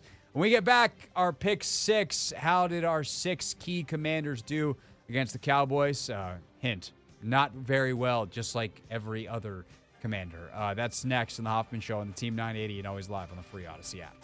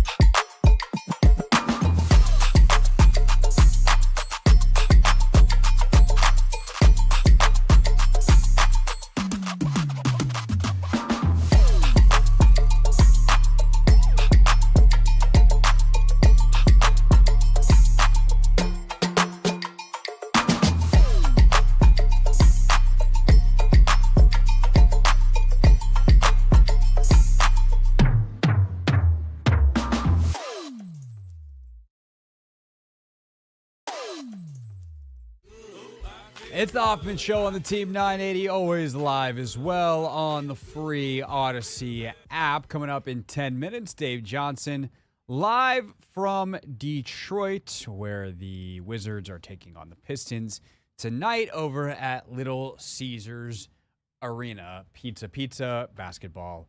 All right, it's time for our pick six. 6 players we thought would have a big impact for the Commanders in their game against Dallas. How did they do? Well, we know what the result was, so what kind of impact did they have on it? It's the 6 biggest Commander storylines. It is caught! Delivered at 6 o'clock sharp. It's the Pick 6 at 6. I'm going to be their biggest and harshest critic, but I'm also their #1 fan. All right, Anthony, no making fun of your Number 1. picks because you didn't make them. These are all me. None of these were Michael. These were all my picks. So I guess you can make fun of me if you want to. The only criticism I have of your 6 is that I don't see a coordinator, but it's okay. Well, after the game, they were short one anyway, so, maybe I was on to something. You might be right. All right. My number 1, I already hit this and then I talked over Number 1. was Charles Leno. Leno graded out okay in the game, 69, but he had some big plays that are not great. Like gives up some pressures on some of the big runs in the game, or gives up some penetration, I should say. Gives up a couple of pressures. All in all, was not the biggest one of their problems, but at the end of the day, I picked him because he was going to have the primary responsibility on Micah Parsons. And ultimately, they moved Parsons around quite a bit. And Andrew Wiley, 51 grade through PFF, and he gives up one of the sacks to Parsons. Cosme does an all right job. Chris Paul's got some struggles in the game. He gets matched up on Tyler Larson a couple of times. They do such a good job of taking a premier pass rusher and moving him around, and it causes all kinds of alignment issues. It causes all kinds of protection issues, and, Leno at times was on some of the wrong end of those, but largely did, I guess, an okay job. In a 45-10 loss, Charles Leno is not your biggest problem. Number 2. Benjamin St-Juste was amongst some of your biggest problems. St-Juste grades out at a 27 on the day by PFF's calculation. Anthony, I cannot say that I have seen someone who plays that many snaps at DB grade out that poorly. And that includes some of the Emmanuel Ford's games this year. 27 is insane. That is a bad grade. You want to know what's even crazier? What? Percy Butler finished with almost the identical grade. No way. And he's a safety. That's worse, I think. Yeah. 54 snaps, 35 in coverage, 19 against the run. They both finish with a 27 or grade in the 27s. St-Juste 27.6. He gets a 27 tackling grade and a 27 coverage grade. His run grade was okay. It was a 63. But at the end of the day, he got beat a lot again. And there's just, in coverage, let's see.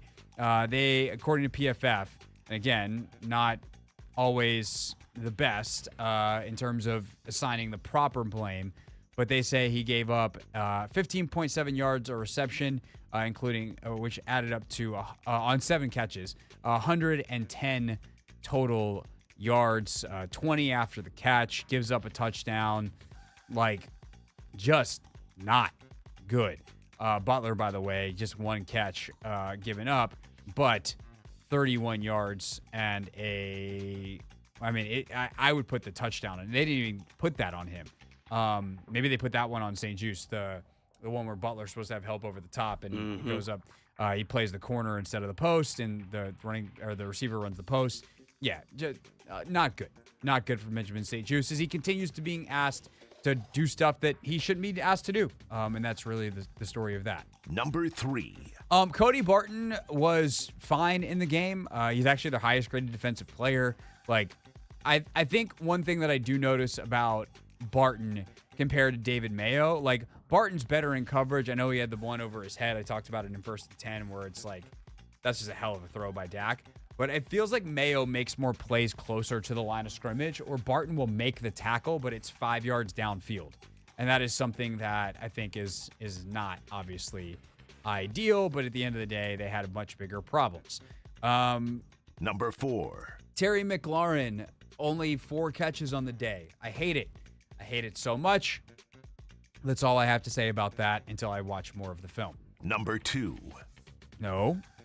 Number 5. Counting is hard, but not that hard. I just hit the wrong button, Anthony. Don't you look at me like that. Number 5, KJ Henry. He grades, he winds up playing 31 snaps, grades out like a 50. He made a couple of plays in the game. He has 1 pressure. Like, you'd like to see more of that. He has a tackle. You'd like to see more production, obviously. But I think KJ Henry's largely done an all right job and proven why he should, like, he was a 5th-round pick, and Andre Jones Jr. was a 7th, even if Jones Jr. has a little bit more pass rush juice. Like, Jones Jr. will look better in training camp, but Henry's a better player. Number 6. And last but not least, Brian Robinson. He showed his stuff again. Like, they got to find a way to get the ball to him early and in space. Like, he has a big catch early on the first drive that extends it. He has some big runs. They just got to find more ways to get him the ball.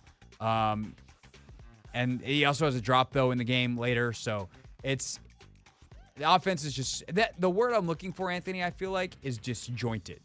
The offense feels disjointed, not super threatening, no real rhythm. It just feels like patchwork. Sometimes things happen, guys will make a play, but at the end of the day, they got to figure out a more systemic way to get things done. And that goes to perhaps if we had put Eric Bieniemy on here.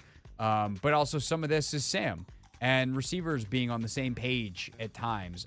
Logan and I were exchanging some clips earlier today, and there's one play where it's like there should kind of be a sight adjustment between McLaurin and Howell, and McLaurin runs one thing and Howell runs another. And without knowing exactly how they coach it, it's hard to know exactly who's quote-unquote in the wrong.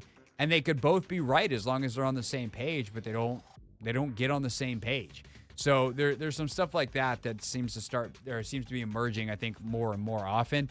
That's pretty frustrating that they got to figure out, and hopefully they do. And until then, they're going to continue to be disjointed, and that's not great.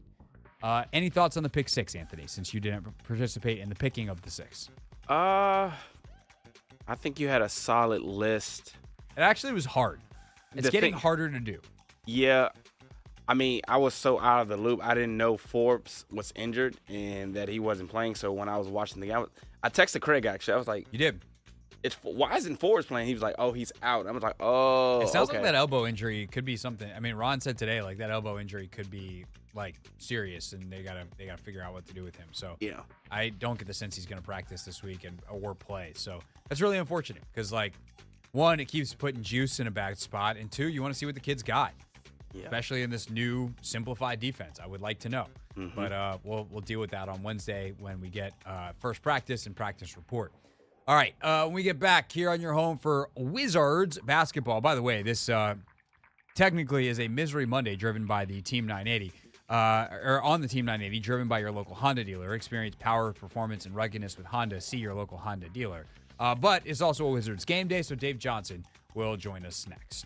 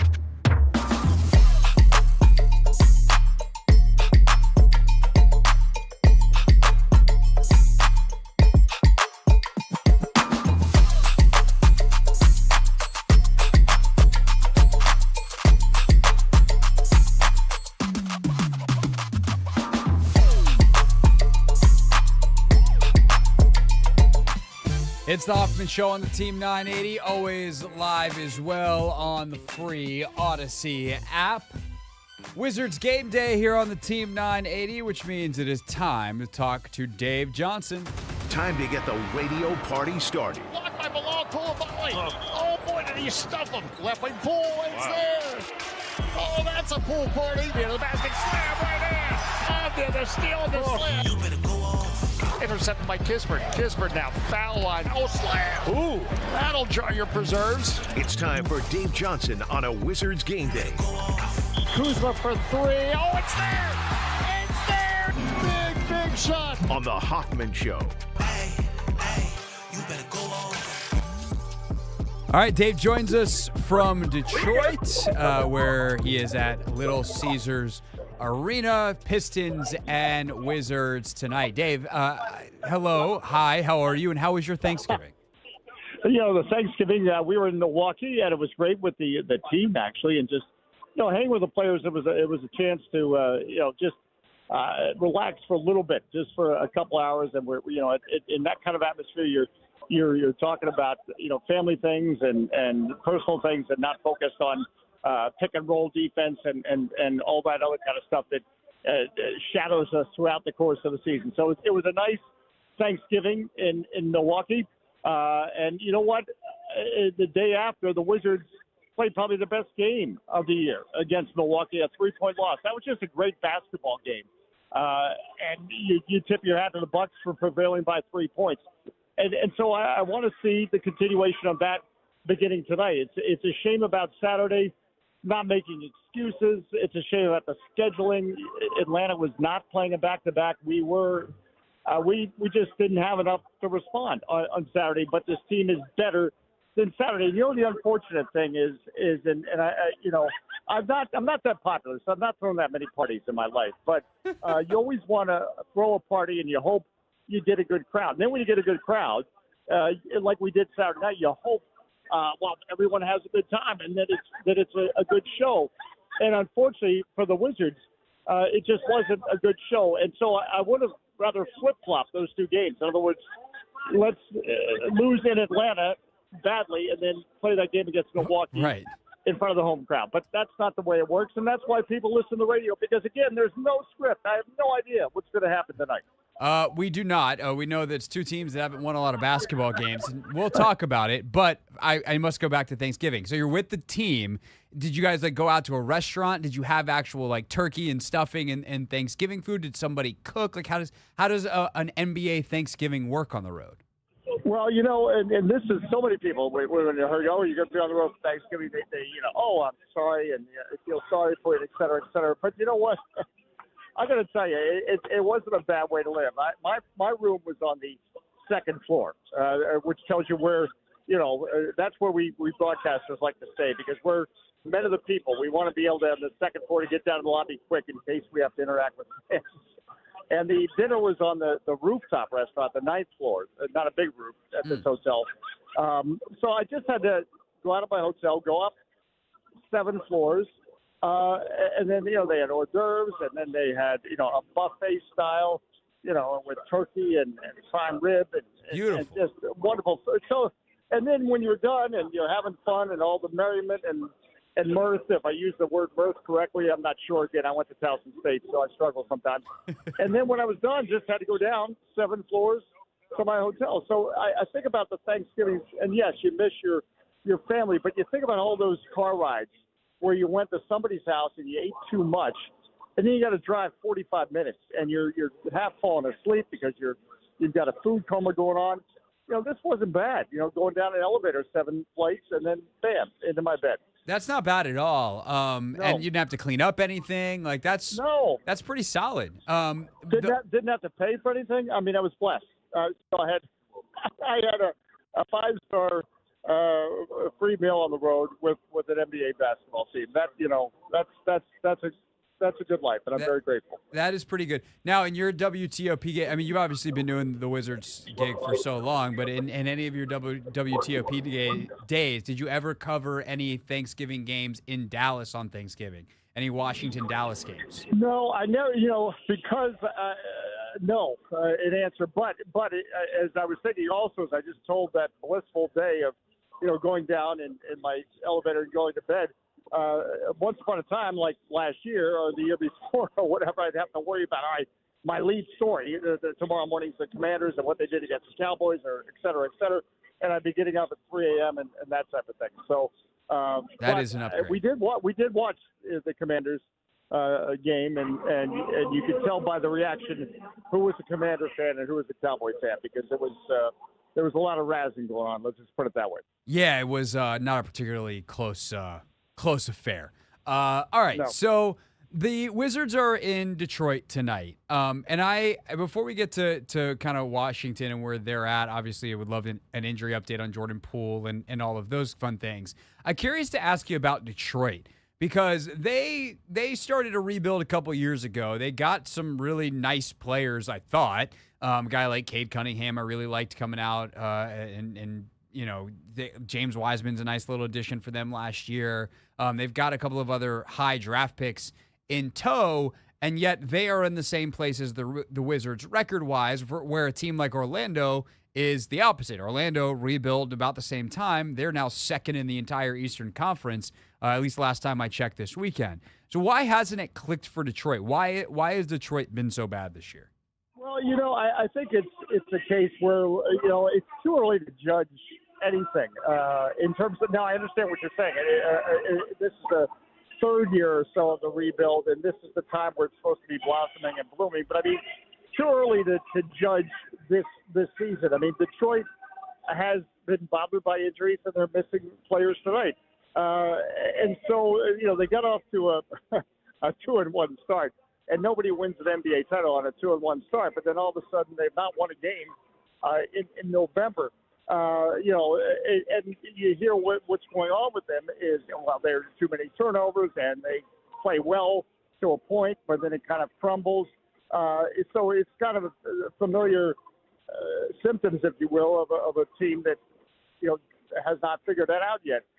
But I think it'll be more accurate reflection of where this team is when they're healthy, and when we get to the midpoint. Is this team showing progress this season? Because they can still. This is November, so I don't think the whole story has been written. They absolutely, in my mind, got it with this rookie Asar Thompson, who has the rebounding skills of a Dennis Rodman, but has something Rodman didn't have, an offensive game.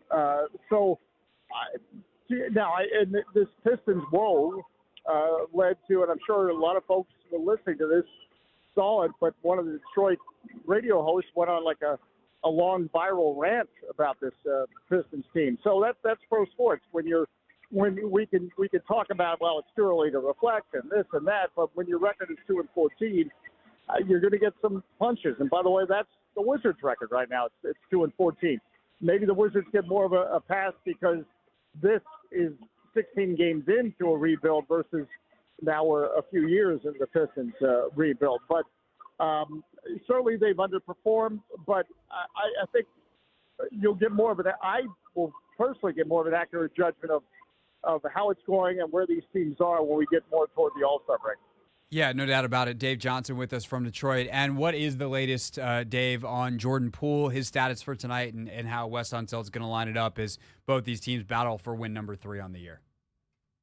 Is going to play, and I think Jordan Poole, what is encouraging for Wizards fans, and he was a big part of our pregame on Saturday, because he really did play his most complete game on Friday against the Bucks. Think about some of the numbers. He was 9 of 20 from the field, and 5 of those 11 misses were three-pointers that I'm telling you, he's going to make those threes, or some of those threes. And he got to the free throw line. He got an incredible rebound in terms of coming down from the free throw line and mucking it up, getting the rebound that led to an outlet that finished with a Kyle Kuzma 3 that made it a 1-point game with 16 seconds left. I'm forgetting the exact scenario, but we really thought, and I say we, me, and Brian Alvin, who were on the call for the game on Friday, it was his most complete game. And so now I want to see how does he follow it up tonight against this Pistons team. And again, while we talk about rebuild and being just patient, a reminder, the kickoff of the day to Ravens day, and these the Chargers teams game want is to at win 8:22 badly. p.m. Eastern The on Wizards NBC. were playing the Bucks Friday, and you know what? It really felt like they were doing enough to win that game, and they did, and that hurt. And that hurt big time. And so I'm expecting a good response tonight from the Wizards team. But again, having said that, the Pistons, they're thinking the same thing in their camp. So, no, it's hard to make a matchup sexy between 2 and 14 teams, but I don't think either team is going to mail it in because it's two young teams that are feeling the heat of not having good records. Dave Johnson will be on the call pregame just over 15 minutes away in Detroit. The radio party getting started here on the Hoffman Show. Dave, always appreciate your time, sir, and we will talk to you on Wednesday. Yeah, Wednesday we're going to be in Orlando with that team you referenced. So, again, you look at that. Turnarounds and rebuilds can happen, can be successful, but nothing is guaranteed. So that's why they're a little queasy here in Detroit. Indeed. All right, we'll talk to you then, Dave. Have a great call. See you, buddy.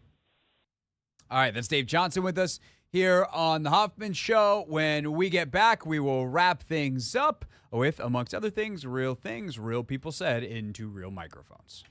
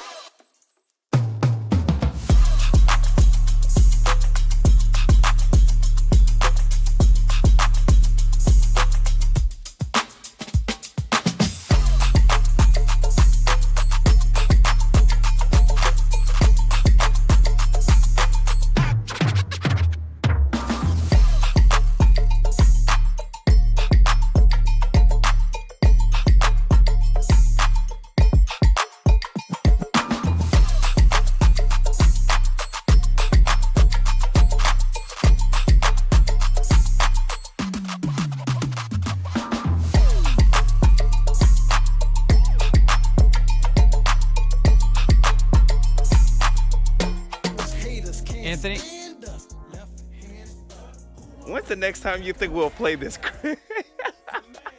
What are you doing? I just wanted to play this song to ask you a question. Okay. When's the next time you think we'll have a Victory Monday and we'll be able to play this esteemed song? So I don't think they're going to win this weekend. You don't think so? No. Think we have a shot? No. A punch of chance? No. Okay. No. I don't think they'll lose the next weekend. Oh, because we have a bye. Yeah. Yep. Yeah. So I can play it that week? I guess. Okay. I was just curious. I guess. Let's see. Then I don't remember the order of the remaining games. After that, I think we have. Do we have the Rams? I think it's Rams, Jets, 49ers, Cowboys. Man, I think there's a chance against the Rams, but I would not feel good about it. I think we lose. I'm also so annoyed that game's at 4:00. Yeah. I think if there's a win on the schedule left, it's either the Jets, Jets, or the last Cowboys game because they don't care. Like they're locked in to be in the 3 seed or the whatever seed. I think guess they'd be the 5 seed because the Eagles are going to win the division. Ooh. Like they're already. I mean, the Eagles are 10-1. The Cowboys are 8-3. Yeah. And the Eagles have already beaten them once. So they will probably need to split with the Eagles, and so they need to beat the Eagles and get help. Yeah, that too. So there's a good chance that the Cowboys are pretty locked into the 5 seed. I need Dallas to beat us. But I need us to lose out. I need Sam Howell. Ron's last game. Yep.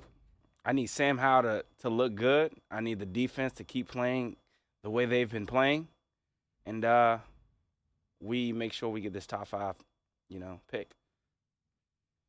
I don't know what I would do with that pick, but that's a question I'd like to start answering on the show. Yeah. I'd like to start having some folks on who can. I mean, we had Trevor Sickham on a little bit ago. Mm-hmm. We can get Trevor back. We can get my guy Mike Renner on. Like we can. We always had Matt Miller on from ESPN a couple weeks ago, and then his kids got sick. Yep. But like Matt's down to come on. Logan will be starting his draft prep soon, so like we'll have that / have him. Yeah, it's about that time, eh? It's about that time, eh, chap? It's about that time, Mike. So yeah. Also, you know what other time it is? It's kind of bumming me out. We're coming to like the end of the TV season. I don't watch like a ton of scripted television, as you well know, but like I've hit season finales on like a lot of the stuff that I watch. And it's kind of ticking me off. Yeah. Like Welcome to Wrexham's done. Ooh. Great British Bake Off is done this week. Wow. We only got like 3 or 4 more episodes or 3 or 4 more weeks of The Voice. I haven't even been keeping up with The Voice. I love the clips, though, that I do see. It's such a good show. It is. I just can't sit there for like 2 hours sometimes and just relax. But that's the thing is like you can kind of watch it in chunks. Yeah. As long as you're not like following everybody on Instagram and all that kind of stuff, so you don't get spoilers. Yeah. You can watch half an hour of it and then it's still there for like. I'm actually mad that we've caught up. Oh. You guys were behind at first. We were way behind because we had I had a bunch of football to watch. I had a bunch of stuff. Yeah. And then now we're caught up and like we used to just watch like, oh, it's always there for us. It's not there for us right now. Also, NBC. Why isn't every season of that show available on demand? What are we doing? Why are they hidden? When it's not Voice season, make every other season available so I haven't watched most of them. I would go back and watch. I don't know who won. I'm still being entertained. Some talented singers. Also, like live sports F1 ended this weekend. Anthony, we're about to enter the doldrums. And then NFL season is about to end for the Commanders. Well, that's not really weeknight television, but I'm at this point like, hey, that means I don't have to do. I don't have to work 6 days a week anymore. That too. They ain't. Never mind. I'm not gonna make that joke. We got. I guess it's about. You know what it's about to be though. It's about to be League Pass season. Oh, yes, sir. It's about to be League Pass season. So we're going to have to start ramping up the hoops watching. Yes, sir. You know what else it's time to ramp up? Enlighten me. The end of the show. Real things. We're not going to be sucked this year. Real people. 5 and 11. Not very good. Said into real microphones. You know, the culture is actually damn good. All right, Anthony, I need help with the setup of this one. You found this. This is the Jim Nantz one.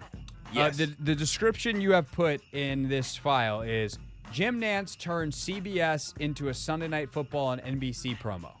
Yeah, so basically during the fourth quarter of the Eagles-Bills game, Jim Nantz just kept on saying, Sunday Night Football tips off at 8:22 p.m. He just kept saying it over and over again. So this is a little bit of a mashup. And then Compilation? Yeah, compilation. And then Romo makes fun of him. Just a reminder, the kickoff of the Ravens and the Chargers game is at 8:22 p.m. Eastern on NBC. Sure feel Again, a reminder, Baltimore at the LA Chargers game is coming up on NBC at 8:22 Eastern time. And again, another reminder that the Ravens and Chargers game is coming up at 8:22 Eastern on NBC. We're almost going to run into the start time of that game. And those of you waiting 60 minutes will be coming up. There you go. I like the way we went from Romo to promo in just one sentence. Perfect. Second and 10. I haven't heard it. Just came to me. That was weird. My guess is they're supposed to be done at a certain time, which allows NBC, like, obviously the game is what it is, but like they're spaced in a way that NBC's Football Night in America should have like a big audience leading into Sunday Night Football. And I'm guessing the way the NFL has it, if one of the late games on Fox or CBS runs into like too far into Football Night in America on NBC, they're basically required to send people to NBC after the game. Okay. That's my guess. Yeah. Because if not, that's a weird decision by CBS. And it's not like Jim Nantz is out there doing it solo. Yeah, he was just at 8:22 p.m. Hello, friends. At 8:22, well, you know where we'll be? Watching 60 Minutes, suckers! Pull the old switcheroo. Eventually, on Sunday Night Football, you have the Ravens, Lamar Jackson, OBJ have their little Sunday Night Football introductions. Lamar Jackson, ball till you fall. Gus Edwards, Park Hill. OBJ, Himothy University. Himothy University. Himothy University. And ball till you fall. Ball till you fall. Never heard of those, but, I would go to those institutions if I could be like a Lamar or I don't know if OBJ. I can get in. Well, that too. You got a better chance at Ball Till You Fall or Himothy University? Himothy sounds like there's only one person for that gets in. So Yeah. I think Ball Till You Fall. Ball Till You Fall. Where did Gus Edwards go? Lamar Jackson, ball till you fall. Gus Edwards, Park Hill. OBJ, Himothy University. Maybe I can get into Park Hill. Yeah, that Park Hill. Park Hill. I'm fine seems- going to Syracuse. Well, that too. Where would you, if you got intro, where would you shout out? I will probably shout out my middle school, Washington Jesuit So Academy. give it to me. Anthony Haney III, Washington Jesuit Academy. Nice. If I had to do it again, I probably would switch it. I don't know. I got to work on it. All right. I'm trying to think of if I would do something wacky. I don't have time right now because the show ends in 3, 2, 1.